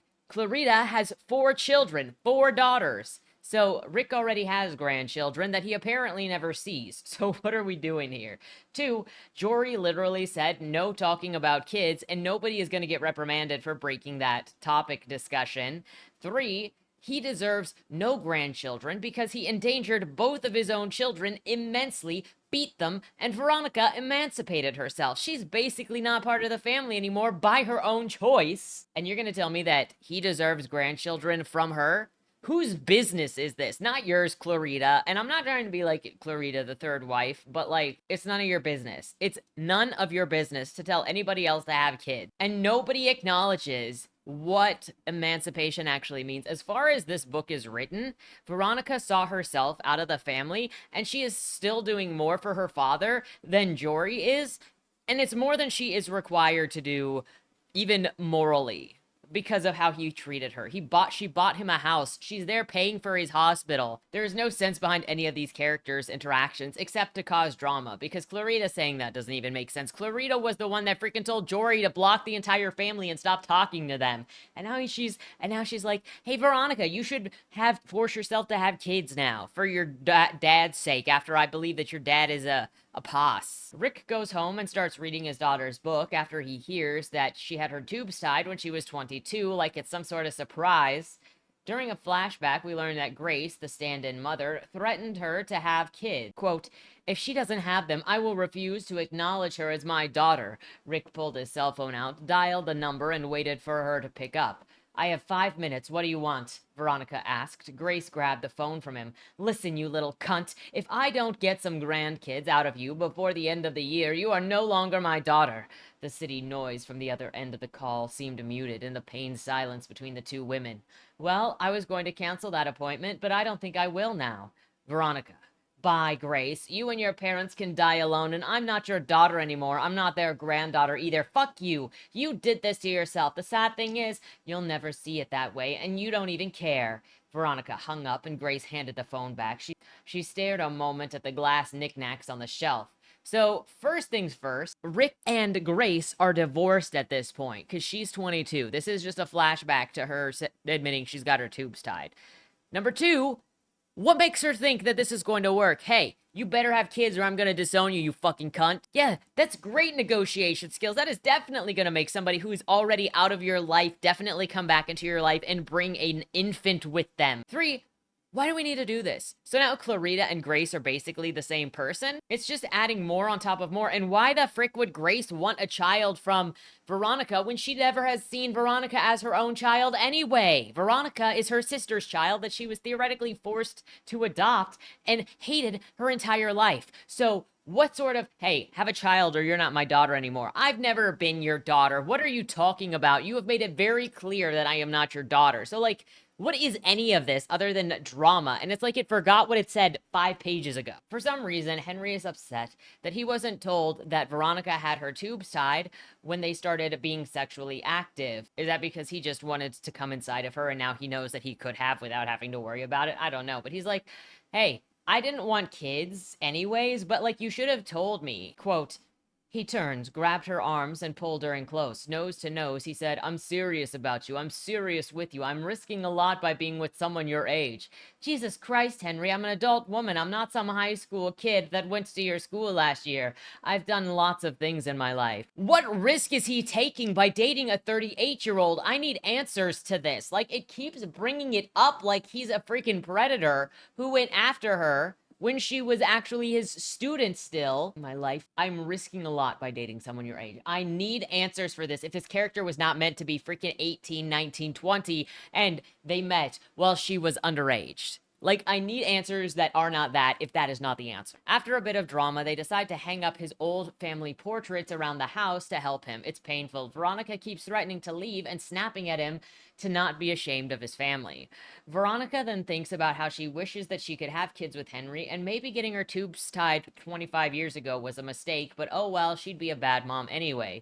Henry goes to work, and Veronica sees her brother. He cries at her for her not taking him with her when she was traveling and became a famous model. When the two of them depart from one another, she gets attacked by some randoms, one of which is described as, quote, the person hiding under the car slithered out, yanking her shoes off and throwing them aside. She wore a mask, but her nipples pressed through her thin shirt, proving her attacker was a woman. I hadn't realized that only women had nipples. Quote, Veronica fought the way that she was attacked. Dirty. Reaching up, she grabbed the bitch's nipples, giving them both an aggressive twist. She screamed out and pulled away. "Oh, rip them off!" Veronica spat. It's a man and a woman team attacking her and trying to rape her in a parking lot. She smashes the male attacker's head in, and police show up and shoot the attacker. She has peed herself during the fight, and Veronica is crying, now calling for Henry to come and help her. Jory gets a call from his sister who is in the hospital. See, we're just throwing more drama on top of more drama. Like, what is this? It needed somewhere else to go because it's not resolving anything that is already set up. He goes and tells his wife about the situation, begging her not to tell Henry what happened. Henry still shows up at the hospital. He's insulted for the age gap again, and Rick also shows up at the hospital. They all get mad and fight each other. Veronica is so messed up that she'll never work again, they say, and needs to be taken to surgery for a broken hip. Rick sees Veronica after surgery, and she's in a really bad way. I guess now that he's looking at his daughter beat up like this, he believes that it is bad enough that he wants to murder Charity and her lackeys. You know, not the last 40 years of abuse. Nah, but this is the final straw. Henry sees Veronica and is horrified. Everyone at work wants to do something nice for her now. They still need to contact her agent, and he wants a break from work. When Grady, the agent, shows up and sees Henry at his workplace, instead of seeing Veronica, he's asking for both signatures in order to get donations for the school. It's Veronica's money. They aren't married yet. We haven't heard anything about them sharing bank accounts or finances, so why does Grady need a signature from Henry in order to get at Veronica's money? How did that happen? Grady doesn't even know that Veronica's in the hospital, and he is not her guardian in any way. It's only during this interaction where he's like, hey, I need yours and Veronica's signatures in order to get the money, that he finds out that Veronica's in the hospital. Guess what? Nothing would have changed if you just said that Veronica's signature was needed and he couldn't get a hold of Veronica, so he went and got a hold of Henry to try to track down Veronica. And the only thing that would change is that it makes more sense, because needing Henry's signature for this, they get to the hospital again, finally, and then go, this is so bad, but don't worry, she's a fighter. She's always been a fighter. Her dad is like, girl, I need you in my life. Please don't die on me. I'm gonna X to doubt that. Also, it's amazing that his congenitive heart failure issue and his stroke just sort of disappeared suddenly as we're now doing somebody else's drama. It's amazing that drama can heal pretty much any illness at all. Vanessa is hardly conscious now, but conscious enough to check herself for urine constantly and to insult the nurses because that's all that she does. Her agent is also there threatening the nurse. Quote, sweetie, he said, a voice that she couldn't place. I have known this young woman for many years, and she is a massive wealth and privilege, as do I, and if you do not back off and take that needle elsewhere, I will use all of our collective privilege to figuratively skullfuck you into oblivion. I will start by saying you came at her with it like a psycho wielding an axe, and then you ignored the requests of 4 people in the room. There's only 3, Stabby McGee objected. No, sweetie, she is objecting too. Now kindly remove your smelly self from this room, wash your oily face, try a different moisturizer, or stay and watch me make it so that you can't even get government assistance, because once you get to that stage, I will literally skullfuck you into oblivion.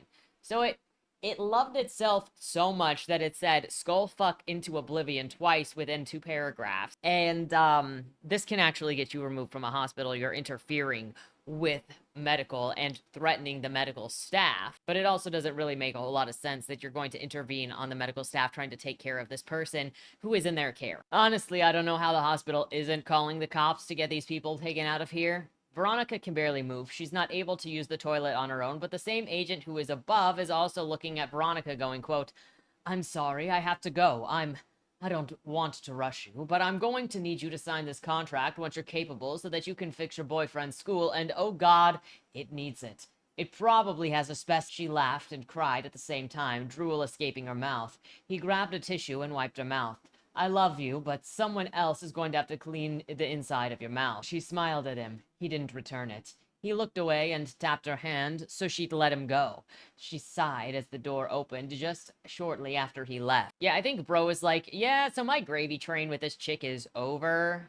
She looks pretty bad off. And the question here then, is her agent in charge of her estate or what? Like, and I also don't think that you can have a legally binding contract when this chick is hardly conscious, hyped up on pain meds like this. I don't think it works that way. The previous nurse that Veronica named Stabby McGee is gone because Grady complained about her, and now the other nurses are pissy and sneering at Veronica as they interact with her, also giving her pills to swallow when she's on a liquid diet, and then being surprised that she chokes on them. It's so stupid, and everything, like I said, and this is so spiteful for no reason, other than it has to be the narrative choice, possibly, of the author. to be just spiteful and mean. And I wish that there was some point to it, but there's not. It just proves to make everything less and less believable, if there was ever any believability to it anyways. But we're at what, like more than 50% of the way through, and this is still what we're dealing with. No hospital operates like this, and it is nonsensical that everyone in this book is both incompetent and rude all the time, including Veronica, as she is in and outside of consciousness, and she is still threatening to pull people's insides onto their outsides. Veronica is getting snippy with the nurse, seeing her go, well, quote, well, I'm a 100% sure that I look like an elephant man, considering no one will let me look in the mirror. My hip is smashed, and I'm not sure if I am missing teeth now, and my career is probably over, and I was guilt-tripped for not wanting to be in a medically induced coma. It's not probably over, it is definitely over, considering you're a model. The nurse informs her that the police want to talk to her soon about her attack. Jory and Henry are at the hospital talking to each other. Quote, are you going home to your wife and kids tomorrow? Henry asked, tipping the bag of nuts back. I don't know. I'm mad at my wife. Every time I feel like I'm finding out who I am as a person, she invites my dad over again.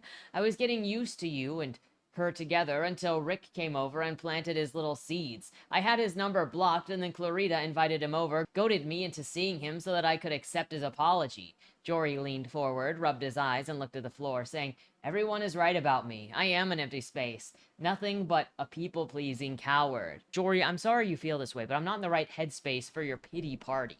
Okay, all the characters in this are just empty spaces. But, like, Henry is over here asking Jory how he's doing. Jory opens up to him and he's like, bro, I don't freaking care, okay? Just shut up. I'm not in the space to actually give a shit about you. You were supposed to tell me that you're fine. And it's every choice that any of these characters make is for drama. And even that where Jory was like, so Clarita told me to do this, and then she ruined my relationships again by inviting my dad over after she already said she hated my dad and made me block all of them. Just shows the level of contradiction that exists here to make this Jerry Springer level drama for no reason. His wife texts him saying that his dad is over and wants to make peace. He should come over. Jory tells her to knock it off and kick Rick out, or they're getting a divorce because he's not doing this anymore. Why is she suddenly full stop embracing this man that she's hated for the entire book when she also knows that her husband hates his father, whom she has also yelled at him to recognize that his dad didn't care about? She's also lecturing Jory about, don't you want him in your kids' lives? And it's like, no, he's a child abuser. Do you really not care about your kids, or is smacking your kids around part of your familial bonding? She was threatening him before about being involved with his dad, and now she is threatening him again for not being involved with his dad. She is clinging to his toes with her lips firmly planted on the big one of her father-in-law's toes. The cops approach Jory and tell him the names of the 3 suspects caught on the camera attacking Veronica in broad daylight, because yes, they also attacked her in broad daylight. And he knows one of them is his aunt. Rick is being talked to by the cops now and trying to see if he's going to get anything. Rick is being talked to by the cops now and trying to see if he's got anything to do with the attack on Veronica. Here, Rick admits to knowing that Henry was eyeing his daughter from the moment that he stepped into the house, and he has no idea why he took Henry to see that picture of his daughter in the mall when she was 22. Bro, that made literally no sense when it happened, and now that you admit to knowing that he was lusting after your daughter all the way back in that first scene where they met, and you took him to ogle your daughter anyway in a fashion model photo shoot, it makes even less sense. Because then you got pissed off that he is pursuing the daughter. I would say that your action of taking him to the mall to ogle the daughter's younger pictures after you knew he was lusting after her already kind of gave the vibe that you thought it was okay for Henry to pursue your daughter. And that's within the story. If we look at this contextually outside of the without context outside of the story, it just looks like the author was like, oh shoot, that didn't make any sense. I'm gonna make something up to cover this. When in reality, you could just go back and revise the story and remove things that don't make sense. Like they never needed to go to the mall to look at that. Dude could have found out she was a model in another way, including just straight up asking her because she's got the fancy shoes, the fancy car, she carries herself a certain way. Veronica is released after 17 days in the hospital, but she's so bad she still can't walk. She's bedridden. She would not be released like this. She would need physical therapy for how bad she is. Henry says that he doesn't think that Veronica is ready to leave, but the insurance isn't covering it anymore. What are we talking about? The insurance doesn't cover it. This woman is worth $20 million and is an international model who likely has insurance on her entire body because that is her tool of the trade. Does this book understand anything that it has decided to put inside of it? And now apparently no hospital at all will take her because of overcrowding or insurance issues. No, no! That's not how that works. I just want a page that doesn't make everything less believable by opening its mouth with words. Henry takes care of Veronica at his home, though she can barely walk. Jory shows up and says that the cops want to talk to her, so they'll go to the police station. The cops also talk to Henry this time, I guess, and wow, the people who attacked Veronica are the same people who attacked Henry's family 20 years ago. Imagine that. Veronica is being interviewed by the police now. I don't know how. She's probably hyped up on friggin' pain meds still. And so the guy who mounted her in that fight was shot in the face, and Henry is now at a police lineup. I'm not really sure. There is another male involved in this somehow, and Veronica is as vulgar as ever. Quote, "No, not him. He might have been there, but ugly Jake Busey and Smelly Crotch were attacking me." Smelly Crotch? The officer asked. "Yeah, right before I bit her thigh, she knelt on my arms and I could smell her unwashed vagina. That's when they cut my face." It so needlessly wants to be disgusting. And again, I think it just goes with how vile the narrative of this book is chosen to be.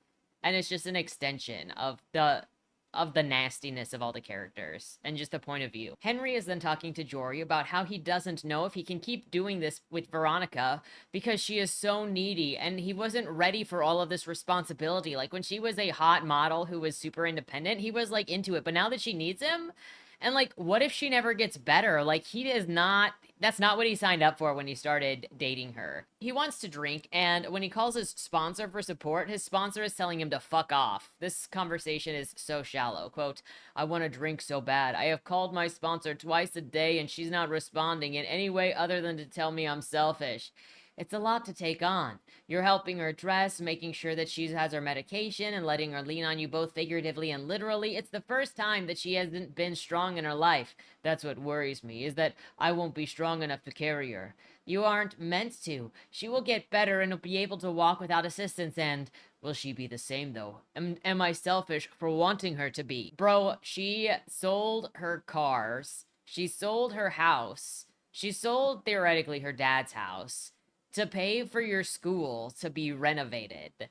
And you can't be bothered to take care of her for even a week. Because she was in the hospital for a week and a half. And then you just took her out of the hospital and you're like, I can't take care of this woman.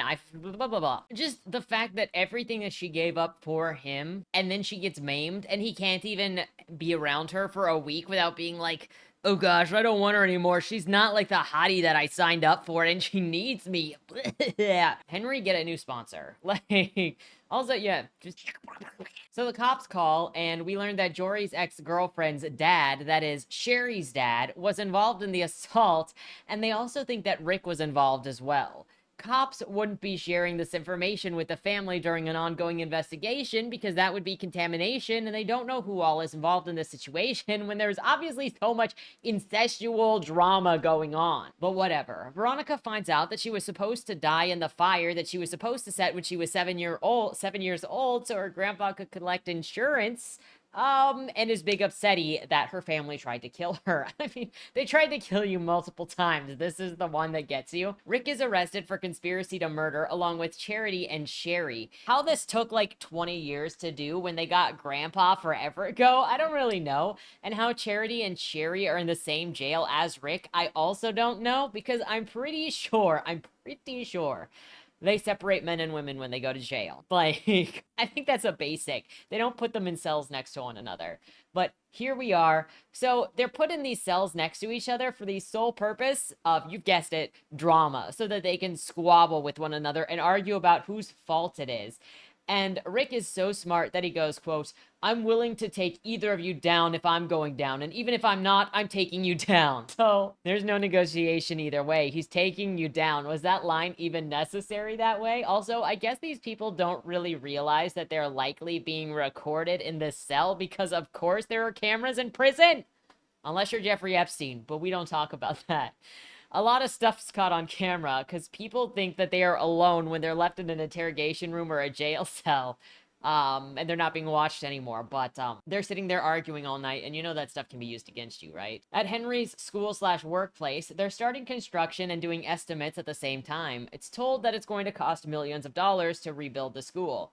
Veronica says that she'll sell everything, and Henry's like, okay, if you're gonna pay for the school, then let me pay to take care of you so that you can retire, as if her being worth $20 million means she's unable to retire. But if that's true, there's no hope for the rest of us. RIP, old age. We'll just get turned into glue. It's fine. And then the kid will use us in their arts and crafts, and then we'll haunt the refrigerator in which our arts and crafts glue body is put on.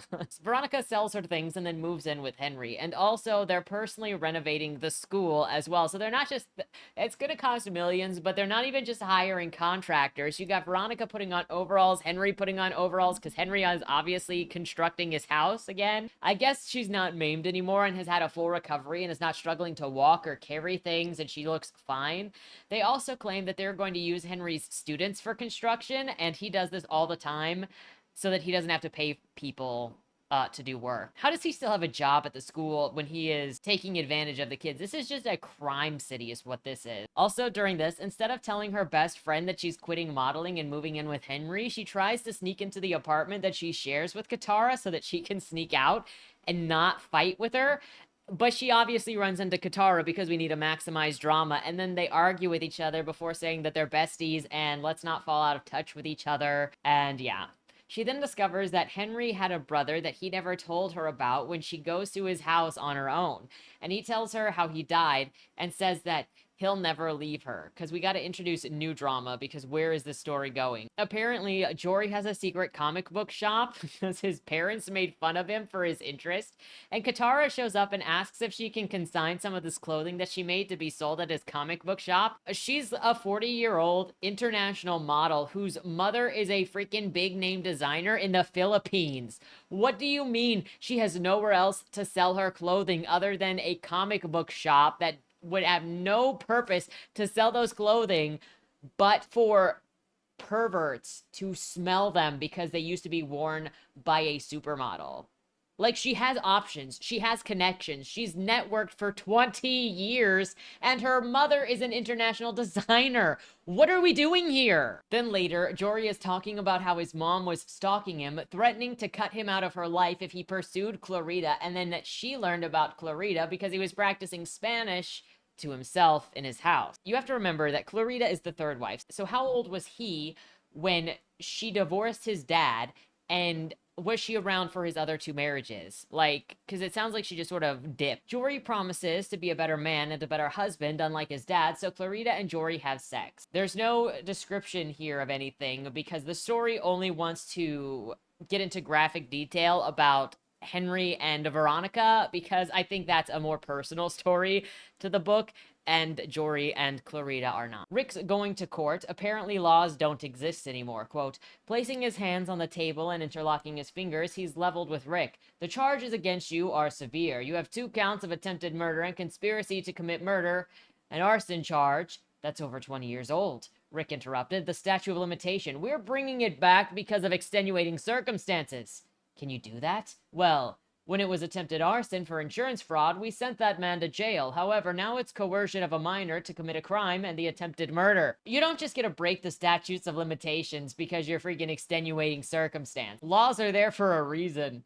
Now, I'm not saying that all people, all cops, and all judges follow the law to the letter, but you don't just go, oh no, we're breaking the law right now because we feel like it's extreme enough. Now, the lawyer is a public defender and says that the AA meetings are going to be used against Rick, and he demands that Rick write down anything that they can use against other people to make them look bad, because Rick looks so bad that their only defense in court, according to this lawyer, is to make everybody else look worse.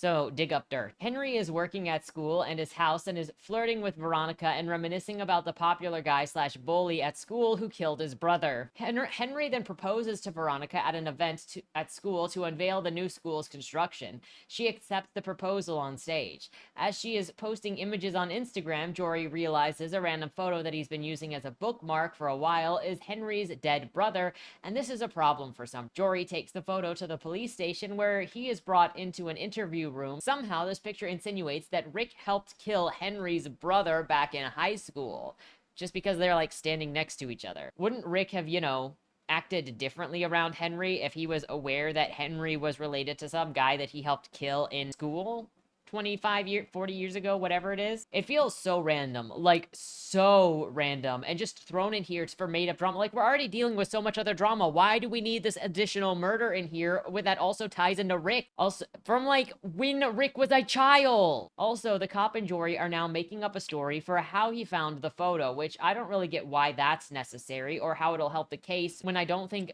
pressing charges based on a lie is a good way to go if you don't want your charges thrown out. But they reference finding the photo in this old house that Rick doesn't have. The trailer has been sold, and he lost that house before that years ago. So they're going to use Jory to try and talk to the killer Vaughn to see if Rick helped kill brother Reggie back in high school. They're sus of Rick because he hid the picture in a drawer, apparently, and they're accusing Vaughn of taking blame for the crime that he didn't commit just for glory. And also, everyone was scared of his mother. Vaughn also claims that Grace wanted him dead. Why? Why all of these random people just involved in the same thing for no apparent reason? Stupidly, after Jory already said that Vaughn makes him believe in born psychopaths, Vaughn loses it over being questioned and screams that he delivered the killing blow and it wasn't over a squabble about having a woman. Rick is in prison and upset that his kids are trying to pin him for murder. Now he's accusing Henry of having stalked them after leaving the bar when she was 17 and roofied.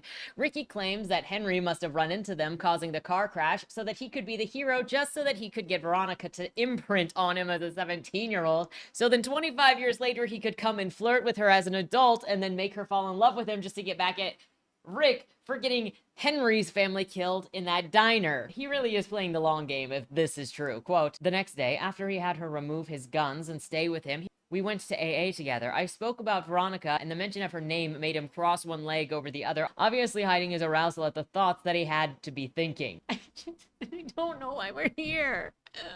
And Rick claimed that Henry wants to get back at him because he murdered...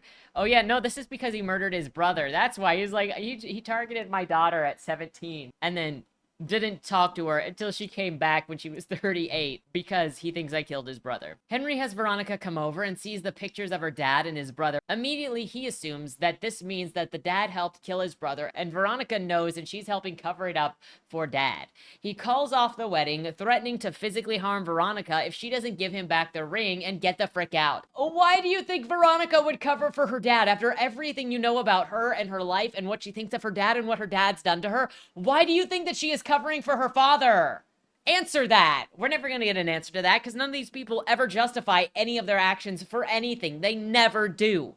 They're just all insane and angry and vile and pointless. He also says that he will ruin her reputation and her life, as if it's not already ruined because she was maimed by people that her father and her mother hired and worked with to hate her. There's also nothing about this picture that suggests that Rick had killed that guy. They're just standing next to each other in high school. Someone also says the evidence that they have against Vaughn was that someone they don't know wrote a confession and left it on a gravesite. That's not evidence. That doesn't prove anything other than it could be a setup. Like, that does not get somebody in jail. An anonymous letter saying I did it, signed Vaughn.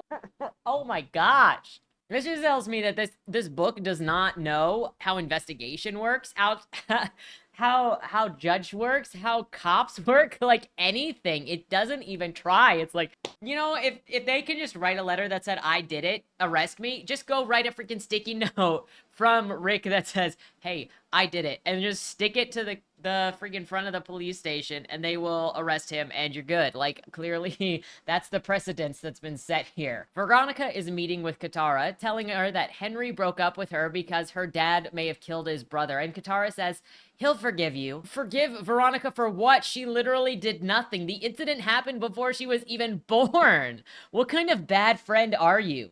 Also, are we not going to talk about how Henry threatens to kill Veronica? Just a spoiler alert, they never discuss how Henry threatens to kill Veronica. She never even acknowledges that he stood there and said, I will kill you if you do not give me the ring and get the frick out of my house. I know that she is from a dysfunctional family, but she hates her father. She's really so far literally the same as when she was, 16, that when somebody threatens to kill her, she, when there's all this murder around her anyway, and she's literally been assaulted in the recent past, she does not have a single flinch in herself. Henry then calls Katara and says that he is not selling the house to her, because previously they had planned, since Veronica was moving in with Henry, that Katara was going to buy a spare house that Henry had so that she could also live in town with her best friend. Henry is like, yeah, that's canceled, bitch. After Henry threw all of her stuff out, Veronica and Katara get a hotel, and later Henry calls, drunk off of his booty, wanting to see Veronica. It's over. It's over. She meets with him in the lobby, apologizes, says that he wants her in his life, and he needs to deal with his stuff. Jory is now talking to some random man in jail who says that he killed Rick, his daughter, and his wife, but this is the guy who killed Henry's wife and daughter now, and he is surprised that he killed the wrong people 20 years ago and is having a crisis. Okay, so this guy was a hired hitman. So Grandpa, for some reason, got so mad at Rick and his entire family after the fiasco of the failed insurance fraud that he tried to set a seven-year-old up for, that he hired a hitman to go and kill Rick and Grace and Veronica. Jory was like 2 years old at this point or something, right? But Jory is not mentioned at all in this hitman hit. And he goes, look, I was looking for a man, a wife, and a daughter at the restaurant, at the diner at this time. So Rick caught wind of this hit on him and was like, hey, let's go to Disneyland so that we don't, let's just go to Disneyland. That's all that I'm going to say. And so then the hitman still shows up at the diner and looks for a wife, a husband, and a daughter, and then sees Henry. They apparently don't have a picture or even a description of what his hit is supposed to look like. So then he tortures Henry's wife and daughter before killing them, and Henry gets out alive of this thing. I don't really remember how, but whatever. How did you get freaking hired by Grandpa and you didn't get a single picture? Again, every choice of this book is just to maximize drama for nonsensical reasons. I can't even with this. Now they inform everyone that Rick and his family was the target of that hitman 20 years ago, while Rick is still in jail, and Henry is like, I will kill you to Rick. Henry's not going to be investigated for anything, I hope you know. But I think there's enough death and criminality in this entire situation that all of these people should be investigated. Rick admits to Henry that he wanted to have sex with Grace, but she didn't put out, and she was more into Henry's brother, but Henry's brother didn't care about her. This was back in high school and why all the high school drama happened. This is what caused the brawl that ended up in the brother losing his life. Henry invites Veronica over to tell her everything he knows before telling her that he's done with her. I don't know why she agrees to go into a house with him alone when he has threatened to kill her, and we've got all of this ongoing stuff, but she does. Inside the house, she refuses to take off her shoes because she doesn't plan to be there very long, and Henry keeps going, take off your shoes, and then is trying to make her take off her shoes. Quote, just once more wouldn't hurt, he thought, sliding his finger up her calf to her knees. He kissed her knee, and she uttered his name. He took the other buckle off, placing her foot on the floor and putting her vagina close to his face. He wanted to touch her one last time before he removed her from his life. He slid his hand up her thigh, ready to feel the wetness on his fingers when she stopped him. Yeah, when she says, stop touching me, and you just shove your face between her legs, that's totally romance. She said no. He's threatened to kill her. She said no multiple times in the scene, and he continues to touch her, caress her, take her shoes off when she said no, and then shove his face between her legs while pretending to take her shoes off. So, get out of the house, Veronica. On the same page, we get, quote, he wasn't going to hurt her. He didn't want to. He'd never want to, and she knew that. It took every ounce of restraint that he had to stop touching her earlier, and he knew after what he had to say, she'd never want to touch him again. We also get, quote, he called her a bitch in his mind, but bit it back when it threatens to come out his mouth. This comes because she leads him without wanting him to touch her, because he's like, here, let me take you to the bedroom. And she's like, no, I will lead. And he's like, bitch. It's just, you say you won't hurt her. She knows you won't hurt her, but you've threatened to attack her and murder her before. How does she know you won't hurt her? Everybody in her life that she has ever trusted has threatened and hurt her. She does not know that you're not a threat. In fact, everybody in her life is a threat. So, like, why is this book constantly lying to the reader about who these people are? That's the question. So they sit down and talk things out, and now that he is sure that she didn't actually know that her dad got his family killed, he tells her that he was in fact the one to ram his car into her dad's car when she was 17 because he wanted to kill dad for dad getting his family killed, but he didn't know that she was in the car. He had just been stalking and sitting there and knew what dad's car sounded like, and so then when Rick showed up, he was just like, wham! And then he was like, oh, wait, there's a child in the car. And so then he pulled her out of the car. Are we going to talk about this from Veronica's perspective? Absolutely not. She never actually discusses Rick's stalking, Rick's hurting her. She never falls out of love with him. She never is like, you hurt me before. Like, she never acknowledges what this man did to her in her youth, because none of the actions in this book matter. Veronica is then having a breakdown because Henry never loved her, and she eats and reorganizes her apartment. She watches some random videos for some reason or another, and then finds nothing. Jory and the lawyer that he's speaking to tell Veronica that she needs to pretend to be with Henry still for the court case against their dad, otherwise it'll look like Veronica was manipulating things in order to get into Rick's life. This has nothing to do with Rick committing crimes. Whether or not Veronica was manipulating things in Henry's life to get back at him for the crappy childhood that he had and the abuse via, dating his friends, has nothing to do with the murder and conspiracy murder charges against Rick. What are these lawyers? Veronica refuses to pretend to be with Henry. Henry goes to Jory to congratulate Jory and tell him that he's a good man and to never let anyone make him feel otherwise. Now we are getting into the court drama after we've been in the jail for a while. And we get, quote, Rick Denton, you stand accused of the murder of Reggie Post in 1981 and negligent homicide of Izzy and Vanessa Post and conspiracy to commit murder on Veronica Branson twice, the judge said. If you look up what negligent homicide is, it is not hearing that your family has a hit out on it and then leaving, and then the hitman is so bad that they murder somebody else. There is no way that Rick could have known that his leaving town would have resulted in somebody else's murder, let alone you can't be blamed for somebody doing a crappy job as a hitman. But it's trying to insinuate that his not being a victim of murder somehow makes it his fault that he is an accomplice to murder as negligent homicide. It's so dumb. You cannot, let me just be clear, you cannot charge someone for not being a victim of a crime, thus victimizing someone else. And that's what he's getting charged for in the case of negligent homicide. This further just shows how the book has no idea what anything is when it comes to courts, judges, police, crime, anything, and asks Rick how he pleads. He says not guilty, so she says that they're moving on to sentencing. You do not go to sentencing when somebody says they are pleading not guilty. A not guilty plea is then, okay, so now we're going to move into doing the court, the discovery. We're going to do the trial in order to come up with a verdict. After you get a verdict, then you go into the sentencing trial if they are guilty. But you cannot go to sentencing if you have not gotten a verdict yet. And the verdict would come after if you plead guilty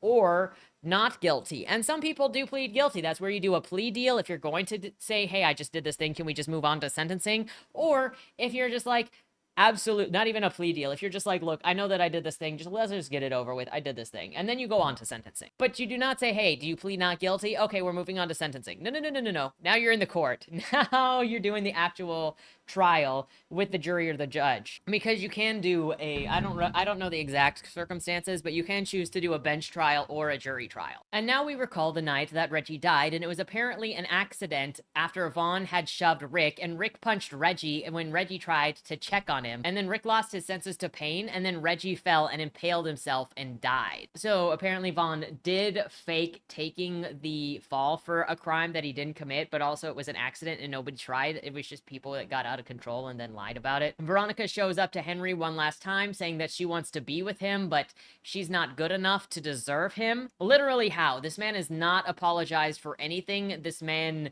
is nowhere near her status economically, emotionally. He has not been there for her. He has been like, oh no, she was maimed and now she's not a super hottie fashion model anymore, making millions of dollars, and I don't think that I can be with her. What has he done to make him deserving of her, but her not deserving of him? It's just self-hate at this point. She says she's going to make sure that her dad is buried because he deserves to be punished, and if he won't have her back, well, then she's just going to go somewhere else because there is nothing here for her. After telling Veronica that he didn't want her, Henry just weeps under his office desk for how desperately he wants her. That's right. She came to him begging to be taken back by him, and he was like, no, get out. I don't want you. And then he just goes into his office at work and is like, I want her so bad. Veronica is told that she's not needed for court anymore because the murder of Reggie is being dropped. Now her dad is being charged with negligent homicide of Henry's wife and daughter for the hitman getting the wrong people in his hit. Veronica auditions for 2 random movies that parallel her life but don't matter. She gets the jobs. They're both grindhouse style films that she's going to be simulated raped in. Just reading to some questions that I have for the author of this book. Now, Charity gets murdered in a prison riot that was set up by Meg. This would have this would have been stopped if there was any credible threat to the danger of Charity. She would have either been put in segregation or moved to a different prison to make sure that she didn't die, because the prison can be sued if people get killed under their watch. Meanwhile, the family is discussing, how do we force Rick to take his heart medication so that he can stand trial? That's up for the legal system to work out, not the extended family. And they would be forcing him to take his pills, because you can do that in prison. You can make people take their medication to the best of your abilities anyway, in prison. But they're not gonna be like, you're not avoiding trial because you're not taking your medicine, dude. You're trying to pretend that you're gonna get a heart attack because you're not taking your medicine because you don't want to go to trial. That's not how that works. Rick argues with a projection of his wife that he is seeing in his head, because now that he's in jail, he's kind of going crazy, and this is just a whole other thing added on top of this, because he's like looking at a version of his wife sitting in his jail cell with him, insulting him specifically about like how he always sucked at sex, and I'm like, why are we doing this? Why is this necessary? It's not. We've got enough going on. This man doesn't need to be emasculated any further. And why does sex even matter in this circumstance? Like, it's just rubbing salt into a wound for no reason. Now, as he fights with his projection of his wife, Rick decides that he doesn't want to die early, so he's going to start taking his heart medication. Like, he's living out of spite. That's what happens, is he argues with his dead wife and is like, no, I don't want to die yet, so I'm going to take my medication. This wasn't even necessary. If the whole point was to just make him take his medication, number one, you just needed to have the jail literally forcing him to take his medication from the start, and then this whole thing could have been averted and it would have made more sense. Then they're holding a funeral for Charity, which I don't know why. She didn't like any of them. She was a criminal. She literally was part of beating Veronica into being an invalid for a little while, like, 3 weeks, but whatever. Ruined her career, abandoned her, tried to set Veronica up to be killed in a made-up fire so that Grandpa could collect insurance money, but I digress. There's random begging for a better life, and Henry is saying that he wants to be able to be in love with Veronica because he loves her and doesn't believe that she had anything to do with the dead family. So, with his dead family. So he's now just like, I want to be with her. Please let me get over the sins that her family did against me and my family, because I'm in love with her, and I believe in my heart of hearts she had nothing to do with the crimes against me. Now, Veronica is on set for one of the 2 movies that she auditioned for and got into. She's talking to her co-star, and he is giving her tips on how to get back with Henry, because apparently, despite his texting her casually all the time, she can't just say, hey, so are we good? Can we get back together again? You want to date? Are you still mad at me? You guys are like 40 and 58 at this point. Just be direct for once, because it's not like they're blocking each other. It's not like they're not talking on the regular. They're just not in a relationship at the moment. Jory is still trying to get Veronica to lie on the stand, because apparently that's the only way to actually get him convicted. Again, I don't understand what a fake relationship or a relationship in general with Henry has to do with Rick getting got for murder. Henry just needs a new lawyer. Worst case scenario is you get the whole trial thrown out because you perjured yourself, and Rick walks free because you felt like you needed to lie about something you didn't need to lie about. But all of the lawyers in this case are just like lie about literally everything. And now Jory and his wife are having sex again after angsting. Henry gets a new lawyer, and we get this exchange. Quote, I don't know how this is going to sound to you, but we're on your side and here for you. I am willing to say that even though we are suffering due to Rick's actions, you have suffered more, and because of that, we are more emboldened to help you than ourselves. Hell, I'll even find you a better lawyer. That won't be necessary. Grady said that he'd pull some strings to get me somebody who is local and not here for a fashion show. He let out a dry laugh and said, he said that it takes a sympathetic man to really understand a broken man, that women can try, but it's like guys speak. she did seem to be girl bossing too hard. So, like, we're told that Veronica's the one that hates women, but literally all of these characters in this book hate women. Again, Rick is arguing with his random dead wife in his head, and she is saying that he's a racist who never cared about his kids, while she's saying that he was bad at sex. Then he talks to his lawyer. They do a mock questioning, which includes the lawyer asking this dumb question, quote, "What evidence do you have that you aren't guilty of the crimes levied against you?" That's not a real question for the court. That's going to get an immediate objection. What are you talking about? Any legitimate lawyer would never ask this, especially not prosecution. So prosecution goes first because it is the job of the court to prove their case against the defendant, okay? So the prosecution also has to approach the case as presumed innocence of the party that they are going after, that they are prosecuting, and they have to prove the case of them having evidence to cause reasonable, to alleviate any reasonable doubt that this person is not guilty. There is no such thing as prove that there is no evidence that you are a criminal. Okay, prove with evidence that you have never beat me. You can't, because there is no such thing as evidence of a non-committed crime. Gosh. Then, after the prosecution presents their case, the defense follows so that they can present counter evidence for their case of defense. So Rick's old lawyer is now working for Henry on the same exact case, sharing information that he got from Rick while working with him. I thought there was such a thing as, you know, privileged communications between a lawyer and his clients, but apparently this book does not believe that there is any such thing as a conflict of interest or some unethical behavior of taking a lawyer from the defendant who has privileged communications and then putting them on the prosecution's side and then using the privileged communications against the defendant in prosecution. You would think, I'm reading this section where we've got like this whole trial, and it's bringing me back to, you know, Sam Fenna and Shad Brooks and any of the other books that just like randomly throw in trial drama at the end and have zero idea of how trials or juries or any of this goes. And it's just crazy. It's, why are you doing this when you clearly do not care, when this book does not care? And it's just throwing stuff out there to make it even less believable than it already was. This trial is so useless to the story that is the character drama that is also not revised. So, or resolved. So, like, you're gonna see why I say that I think this book really threw in the trial specifically to give it an ending, because like this is going to take up the whole rest of the book to give us an ending to something, because it couldn't possibly find a natural ending within the characters, and so it gave us this. We've got Rick's old lawyer now working with the prosecution, quote, "My name is Eustace Grant, and I'm going to be representing you. Weren't you? I have been fired from my old job and picked up by a competitive firm.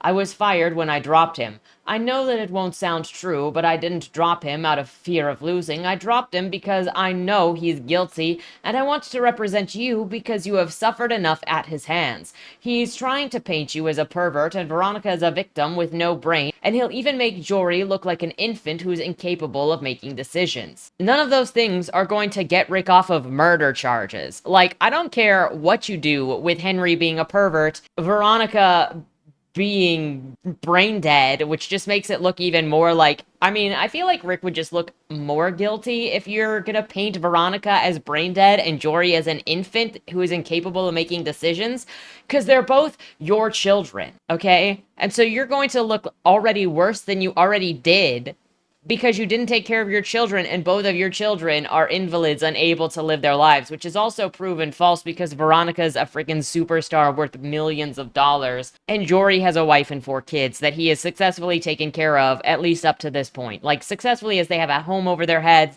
they have food, the kids are theoretically healthy because nobody has mentioned anything about the kids being unhealthy or beaten. So, like, I know that they want to attack the character because part of court is trying to prove the inconsistency of whoever you're talking about, so that the jury will question the sincerity or how much they can trust anybody who talks in the trial. But this ain't it. I don't see how how doing this to these people is going to somehow disprove your murder charges. When in actuality, all you have to do is he's being charged for a hitman pulling a hit on the wrong people when he left town. That's enough to be like, hey, did this guy something murder? No, he didn't commit murder. You don't have to impinge anybody else. I don't know what we're doing here. Henry and Veronica eventually make up for real, so I guess now they don't have to pretend to be a couple in court. And then Veronica is on her movie set having a panic attack about a sex scene that she has to do and is sobbing and sobbing and sobbing. And it's like, why would you take on a job that is basically I spit on your grave when you were literally just attacked and sexually assaulted recently and you haven't handled the trauma of that? Maybe she shouldn't be doing this kind of work. I don't know. Instead, they say that they will rewrite this specific assault scene for her because she is unable to perform it. But then, like, again, did she not know what the whole script was before applying for the job? And on top of that, they say they're going to rewrite this sex scene for her because she can't handle it. But the entire rest of the script is her being assaulted and sexually assaulted by her co-stars for the movie. Like, the entire chapter is a long description of Veronica going through torture for the film, and it feels very odd because it's also one of the most described things, like the fight scenes in this book in general, because you've got like the scene between the woman and the man who attacked Veronica in the broad daylight parking lot. That was described. And then you've got this, which is heavily described. And you've got the sex scenes with Veronica that are heavily described, but pretty much nothing else is described in this book. And it just has a very strange feel to it that is about victimizing and sexualizing Veronica. But let me know what your thoughts are on that specifically. Quote, the weeds scraped her face, stomach, and breasts, coming away with multiple scratches and a rash. They took a break for lunch, and she took another diazepam and her meclizine. She was pushing it with the constant falling, and it was about to get worse. It was time for the other scene that she was dreading. A man that she dubbed Big Son of a Bitch was supposed to toss her around the pizza parlor. First on the counter, then smash in her head with a pan, then roll her off the counter, and then, once she was on the floor, place his massive hand on her head and thrust, pressing her pelvis into the ground. He first had to grab her by the throat and raise her against the wall. Lots of takes of his massive hand on her throat and struggling to breathe, many of them filmed at a high angle to get the shots of over the Big Son of a Bitch's head. Big Son of a Bitch was all muscle, 6'7" and curly-haired beast with shoulders broader than a gorilla's. His hand took up all of the neck and some of her chin. She faked choking again and again. Big Son of a Bitch had to duck on the last take of that angle so that it was just her choking face and his hand. They had him throw her against the fridge again and again, face first, but hated that shot, and then he was to throw her against it, facing out again and again. The number of times that she had to be tossed on the counter, bent over it, and then ripped off it was infinite. After she chugged some water, got a bathroom break, and did a little power-up move, she was ready to get the worst scene over with. The final scene, she was supposed to be defeated and unable to fight as the Big Son of a Bitch's character was raping her character. His hand was on her head the last few hours of the shift. Even when minimal pressure was applied, it felt like he could smash her skull like a watermelon about to turn. They had to get the shots of her face, him over her, moving his hips into her butt, the creeper view around the wall, and then the top of her head and face. Once the scene was done, she tapped his leg and asked him to press between her shoulders and down on the bottom of her rib cage. Are we just making a snuff film here? Because, like, number one, she could have a stunt double or a stand-in for many of these shots, specifically if they aren't on her face. Number two, if you're doing specific, like, glamour shots, you don't have to do, like, full force, I'm actually choking you. It is called acting. However, this sounds more like a snuff film than acting. Number three, again, why did she pick a film that is entirely about beating her up and raping her when she is having a panic attack? And this goes back to just that nothing matters in this book. It is literally just about being terrible and making bad things happen to these characters, which makes it feel a bit like a dream journal isn't the word that I want to say, but it's like it's expressing negative emotions from the creator is what it feels like. And that may be too intrusive, but that's the only way that I can read this because I don't understand these choices. If Veronica wouldn't be doing this film, Grady wouldn't be letting her do this film. The directors could be dealing with bigger issues of claims of harassment or abuse on set by this huge model. And how are they even affording this woman if they're just like independent film people? And again, you see how much it described the abuse specifically, and it just wants to put Veronica through the pain and to show the abuse to the reader in an exploitive way.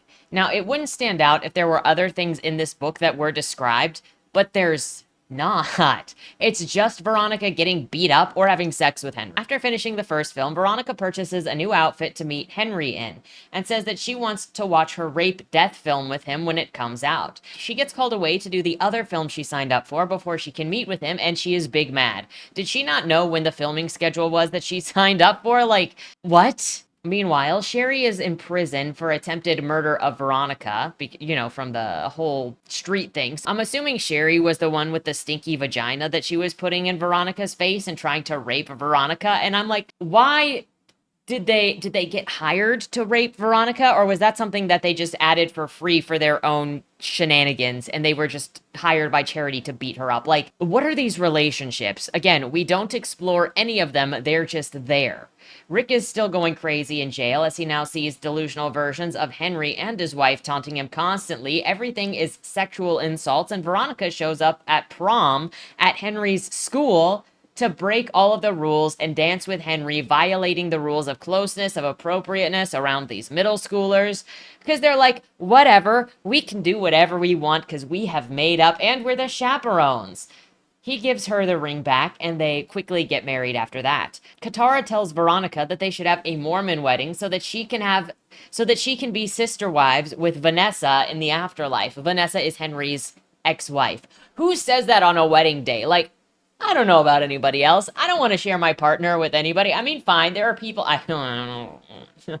We're not going to get into other people's choices. But, like, if somebody is choosing a monogamous relationship, who the frick do you think you are to be on their wedding day and be like, hey, maybe you should share with their ex? How about no? How about this is my spouse? I mean, romantically, not interested in sharing my spouse. That spouse is my other half. I feel like that's what we would be agreed on. If we're at the point of marriage anyway. Obviously, with the marriage, Veronica and Henry have sex and she is nervous about it like she has never been before. Meanwhile, Veronica blames herself for Henry not being married to Vanessa still. Quote, she'd always be in Vanessa's shadow, Henry's second forever. She tried to take solace in being the one that made him love again, and at times that was enough. It was better to torture herself with the fact that had Vanessa not died, she'd be alone than to torture herself with the fact that she was somehow responsible. The thought of going back in time and calling in a bomb threat, slashing the tires, and even telling him that the restaurant had a gas leak would enter her mind almost every day. Perhaps she shouldn't have married this man until she had dealt with this trauma of, like, blaming herself for things that her father did and always thinking of herself as the second choice when Vanessa's not around. That's not a healthy way to get into a relationship. Like, people will often, especially when you're 38, have previous relationships.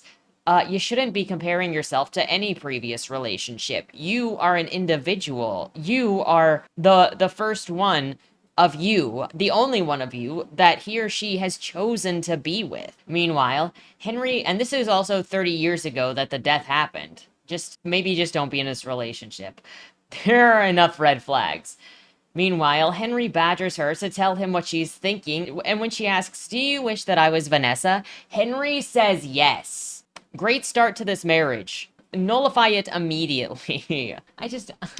They lay in bed after that. Now we move on to Rick's trial. Rick admits to a bunch of things and also says that he let his wife beat Veronica because he hated her, but also Veronica would be so beat up, yet able to fight Mom back. So I guess we're not even pretending that we wanted to be Veronica's hero because Rick is like, yeah, fuck her. Quote, Rick lowered his eyes, looked at the jury, and then said, Veronica retaliated. She had been getting a lot of dress code violations, and I took her to buy clothes that fit. And Grace lost her mind when I told her that I spent over $100 on clothes for my daughter. She grabbed Veronica from the floor where she was playing with jewelry, ripped her up so she had her flailing through the air and was taking her out of the bedroom. Veronica put both feet on either side of the door frame and pushed back. Grace was subdued, and Veronica grabbed her shirt. skirt, reeled her back to her fists, and hit her again and again.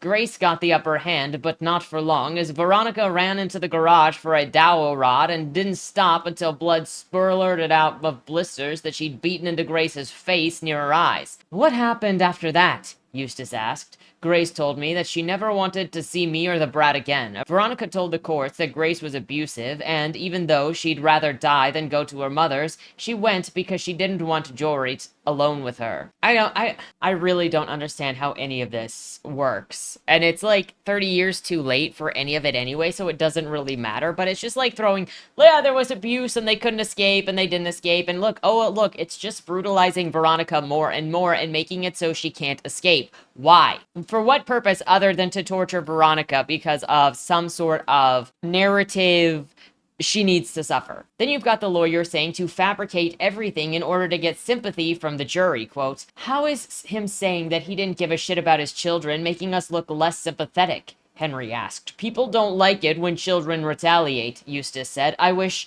it wasn't so. But we got a bunch of old people on the jury, and Veronica is, well, she's married to you, and you're older, and she modeled underwear and swimsuits. It doesn't matter what happened to her. She's still a foul-mouthed slut that didn't turn to God or acts of service after escaping her father's reign." What do you mean old people don't care what happened to children? It depends on, I guess, what country you're talking about, because like we talked about with the butchering art, there were people that sold their children. There are people that do believe they can do whatever they want with their children because they see their children as property. But are pedophiles not the most hated people that exist? Are children beaters, children abusers not at the bottom of the pyramid inside of prison because people care about how you treat children in this country for the most part? Yeah, there are terrible people. By and large, I don't think you're going to have people on the jury that are like, I don't care what happened to children. And obviously, I already said every character in this book hates women. She's immediately a slut by literally everybody. So she's had Jory call her a slut,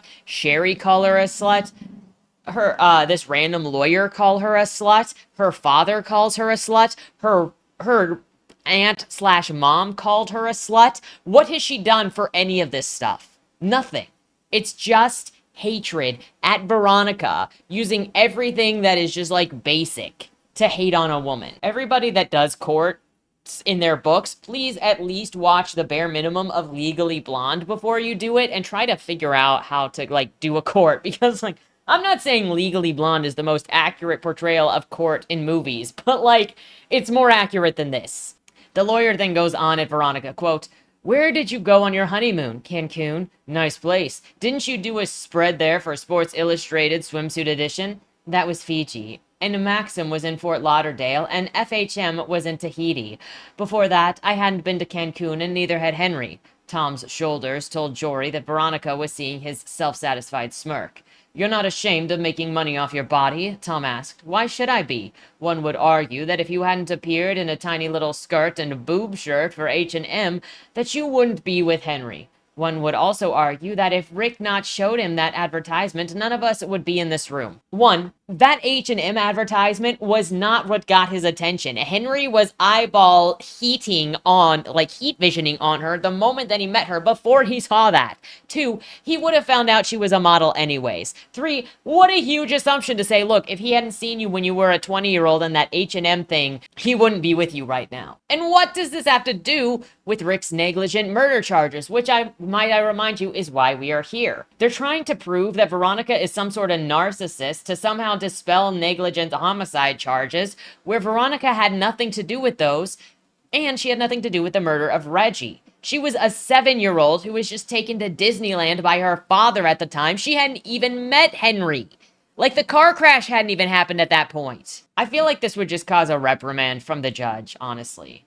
Jory finds out that Veronica dipped from town like she did because Grace threatened to murder Jory in front of her if she didn't. The two of them cry in each other's arms. So all of these years, Jory hated her for not taking him with her when she traveled, and for her abandoning everything was because Grace threatened her. And then, you know, we have to remember, so Grace threatened her when she was like 20 to get out of town or she was going to murder Jory. And then just like a couple of years later when she was 22, Grace called her and said, "Cunt, you better have children or else house. I'm going to pretend that you're not my daughter. I disown you. What is any of this? Literally, what is any of this? Why does it exist? During the trial, you also get the dude who attacked Veronica called up, and I don't even know what this strategy is, but how is that a surprise? Quote, Eustace approached and said, Remy Carleton was your son? Yes. Placing his hands on the railing and kicking one foot out behind the other to rest his toes, Eustace asked, Tell me how he died. The Sparrowlore police shot him. Why would they do that? Looking and pointing at Veronica, he said, He was paid to attack that broad over there. He got her pretty good. Poor kid didn't know that she wasn't a scratch and slap kind of fighter. Placing both hands and feet on the ground and folding his arms, he did though. He knew that she could fight. What are we doing here? And why are you insulting the victim of this crime?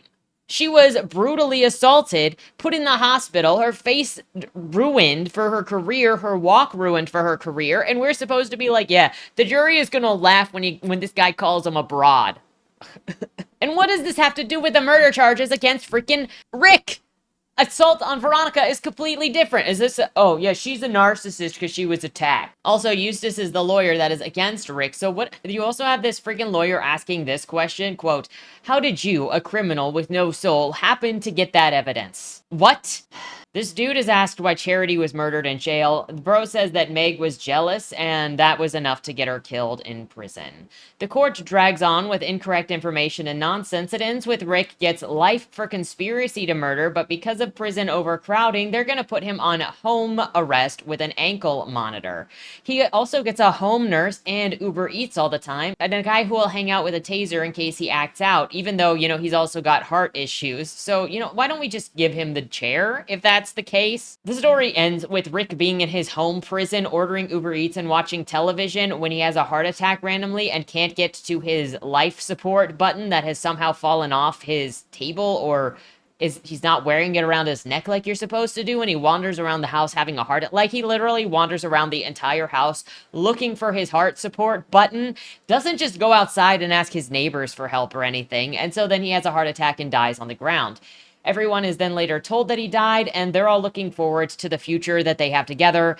The end. Yeah, so was it worth that ending? Did they resolve anything? No, they did not. Did they grow at all? No, they did not. Did we waste our time with that mock court trial, whatever was going on? Yes, we did, and it just made me more frustrated. Anyways, getting into the ending notes of everything, genre/audience, this book claims that it is a mystery. It's not. I don't know why it calls itself a mystery. It's a straight drama.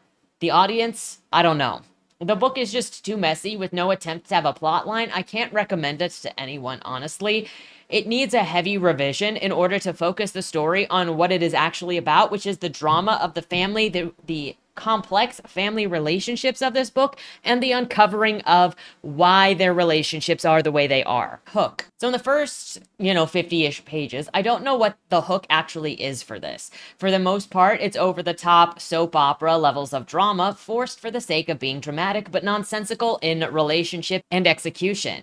You've got the mom, the adoptive mom and coke dealer, dad who is abusive, but only abusive to save her, but also hates her the entire time. So we flop back and forth between I only abused her to save her from her mom, but also I freaking hate her. The 38-year-old daughter who is $20 million net worth international supermodel who is a book deal for a memoir and canceled jobs on the fly because she is so crazy in demand. Henry, a random alcoholic who is 18 years older than her and randomly nets her by just being around her and stalking her. Worse than that are all of the other people who are just terrible. The story makes no sense. The relationships make no sense. No one is actively trying to accomplish anything. Like, you open with, okay, so dad is needing help from his family because his wife just died. But then you learn ex-wife of 25 years, all of his kids hate him, he hates his kids. So then there's nothing to do here. And then there's just, what is anyone doing? Nothing. And that's why I think it's pushed and driven entirely by nonsensical drama, because it needs something to push it forward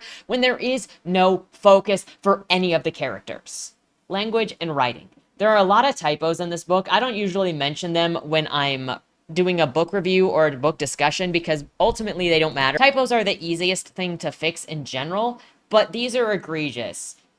You've got missing punctuation, incorrect punctuation, missing words, incorrect usage, stuff that's even like graveside instead of gravesite. And so if those sorts of typos are going to bother you, then this book will bother you because they are throughout and they get worse in the second half. As I mentioned at the beginning of this book, the writing is very straightforward, no excess, and sometimes not even the bare minimum of information is conveyed that it can actually be confusing as to who is talking because of the hard return slash line breaks that are between dialogue that belongs to somebody who is still talking. But then you have the over discussion or over description of violence while everything else is underwritten. So that's definitely a choice. Descriptions.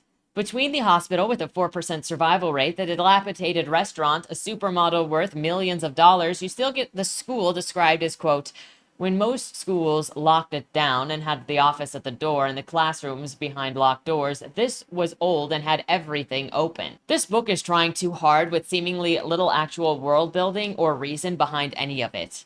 I'd more easily accept it as stylization of like a really impoverished town that is behind the times on everything, if not for the fact that it made no sense why Veronica was living in filth as a multi-million-dollar model. But also that 4% survival rate in that nasty hospital with nurses smoking indoors in the current year was too much. And then you have the whole court stuff, which just, it reads more like ignorance and a lack of care than a purposeful choice to make it dystopian and disgusting for thematic choices. Because you also could have had this huge contrast between like the dumpster that she came from where everything is just nasty, which believe me, I understand using the setting as a character. That is what I do in all of my books, and contrast that with her high-rise life that she got away to. And then you could have all of these reflections for her of like coming back to this place, the nastiness of her dad's trailer, which was never described, by the way, and that would have been a great example to contrast what Veronica came from and came back to, and the feelings that fester inside of her because of the relationship with her father. But at the same time, she is desperate for the acceptance and the love of this disgusting man that she knows will never give it to her, as she looks at the fungus in this house, that everything that smells like piss and alcohol, and just like the opportunities were there and they were not taken. Because this book was not about giving a story, it was about emotional expulsion from the psyche. That's what it feels like. World building. The world building, as I said, is weak, and not even just because we go from drama to drama with seemingly no effect on the characters, but there is no follow-up through anything it throws out. Consider the moment where Clarita says Veronica owes her father grandkids. Despite how often she mentions it in her head that she hates him and he was abusive, she doesn't once bring it up to his face that he was abusive and that's why she did things the way that she did and that he doesn't deserve children. That would have been the perfect point to bring it up, where Clarita is sitting here going, hey, you owe your dad kids. No, I don't, because you know what he did to me? I don't want him to do that to anybody else. Fuck him. She should have said that, but she didn't. There was never a point in this book where anything that any of these characters went through was brought up against the person who was sitting right in front of them who did it to them. It never even happened in thought. Veronica never thought about the abuse that her father did to her, how to talk to her father about that, the way that Henry was dismissing it because he kept saying that you should just get over it and that you should just go and do things for your father, take care of your father, you're a terrible daughter because you don't take care of your father. She never once considered the way that he had threatened to kill her, and I'm talking about Henry now, because he had made assumptions about her. There are no consequences to anything in this. It's all just drama, and as soon as it is no longer the relevant drama, it's forgotten. Like Rick's heart issue, or Veronica's being beat until she can't walk, and then suddenly she's wearing overalls and carrying a sledgehammer and helping to rebuild the school within a week of being released from a hospital with at the same time we're told she can't walk. Like nothing matters. The characters aren't even worth talking about. They're not fleshed out. They're not anything. They just exist for drama. So we're not even going to waste time talking about the characters or the plot, which I said there is no plot. Everybody sucks. Themes. I think this book wanted to be about how you never know the truth about your own family or those around you, who they are, where they came from, And your family can be so full of secrets, and that includes with the siblings like Jory and Veronica, who didn't really know each other. However, I don't think that this book actually did it well or really attempted to pull those in together. It just sort of throws everything together when it feels like it, as opposed to building the mystery and showing development. I think the ideas could have been done better in general if Veronica and Jory were still in high school and were, still stuck with their parents. Maybe their parents were still married. And then this whole issue with Henry and Veronica dating would have actually made more sense because she was a student at the school that he worked at.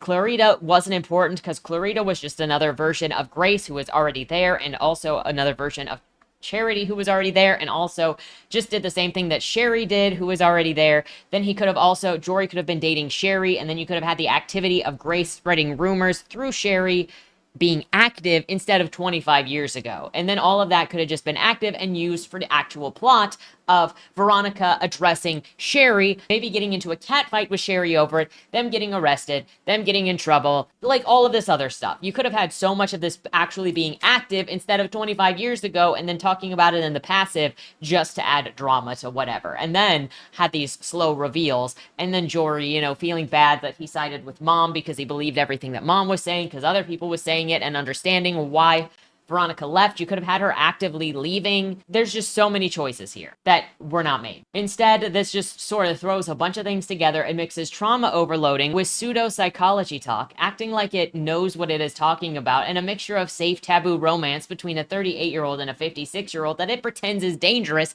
when it's not. This story also could have been helped by the murder of Reggie never actually happening, or shifting the story so that the kids were still kids. Henry was involved because he was related to Veronica via being the teacher of Veronica, or, the counselor of Veronica and Jory. And then as Veronica got closer to Henry, started learning about Reggie, which introduced her to the whole murder of Reggie and brought that to her dad, or referenced that she had ideas about it to her dad by accident. And then her dad started getting violent with her. And, this slow reveal of more and more and more. It could have been a story about small town secrets and learning about who your family is. I know that I've already talked about this ad nauseum, but I would like to illustrate again just how little this book knows about its own subject. Quote, "A post on the Purpose gossip page made her blood boil. Someone with a difficult to pronounce name posted, 'I don't know anything about Rick Denton, but if he is as bad as people say, he probably won't see the inside of a jail cell because of overcrowding.' What do you mean if he's as bad as anybody says? He's not going to go to jail because there are too many people. Jails are notoriously overcrowded, constantly. That doesn't stop them. They'll be 3 or 4 times over capacity in garbage weather. Look at freaking Arizona's jail, famous for freaking terrible conditions. You're not getting out of jail because it's overcrowded. You're just going to be shipped to another county at best. At worst, you get to go be in the overcrowded jail, and you get to share a room for 4 people with 8. And the toilet's overflowing. Like, that's it. Overall, this book feels more like therapy writing to me rather than something that is meant to be consumed as an entertainment, as a book for random people like myself. And personally, I think it's kind of dangerous for a writer to put out a therapy journal into a field of fiction, because once it's a product being sold, it should be well prepared for the reader, both for the ones who enjoy it and the ones who will criticize it. I generally think that therapy journals or therapeutic writing is so personal to the author that it can feel like they're being criticized personally if their work is criticized. And that's what makes it so dangerous, specifically to the writer, if the writer reads or views any of the reviews. I've seen this happen in graduate school. I've seen this happen with other writers, and I've seen some writers assume that all writing is as personal as their own writing. It's very easy to take criticism personally and as a personal attack if you consider the book to be literally part of you or your emotions. On top of that, I think that this book is a good example of how nonstop drama does not make something exciting, compelling, or interesting. You have to have a reason behind why things are happening to get people to care, because simply saying something is abused or putting them in a bad situation after bad situation does not make them interesting or empathetic. It gets boring, tired, ridiculous, and when there's no resolution, we're like, why do we care? But those are all just my opinions on the subject. Let me know what yours are on this book, on this story, down in the description below. Have you read this book? Will you read this book? Looking forward to your thoughts on everything. With that said, have a great weekend and don't die. Was that Wayland Cross in the trunk? Do you know, or is that something that's still being figured out? The person in the trunk was not Wayland Cross. Is he in trouble? We don't know who did it, but as the owner of the car, the longer he's missing, the worse it looks for him. Cross isn't a killer. For the last couple of years, the average number of murders in Baltimore has been over 300, and it's been going up. Mind you, that's only whatever the badges count as official murder, and believe me, there are people that don't count when they die. Wayland? If you're down here, tell me. I'm not talking to the badges, I've been looking for you. They found a body in your trunk. Why? Did you do that? To the left, plain black letters read along the wall. You walked in the corridor. Once that ends, you chose the dark is on the right. My vision goes blurry, flickers black and black and black for longer intervals until I can't see anything at all. I'm not screaming anymore, but my voice echoes back to me. Where the hell am I? You're dead, Josephine. Even smart people do stupid shit sometimes, right?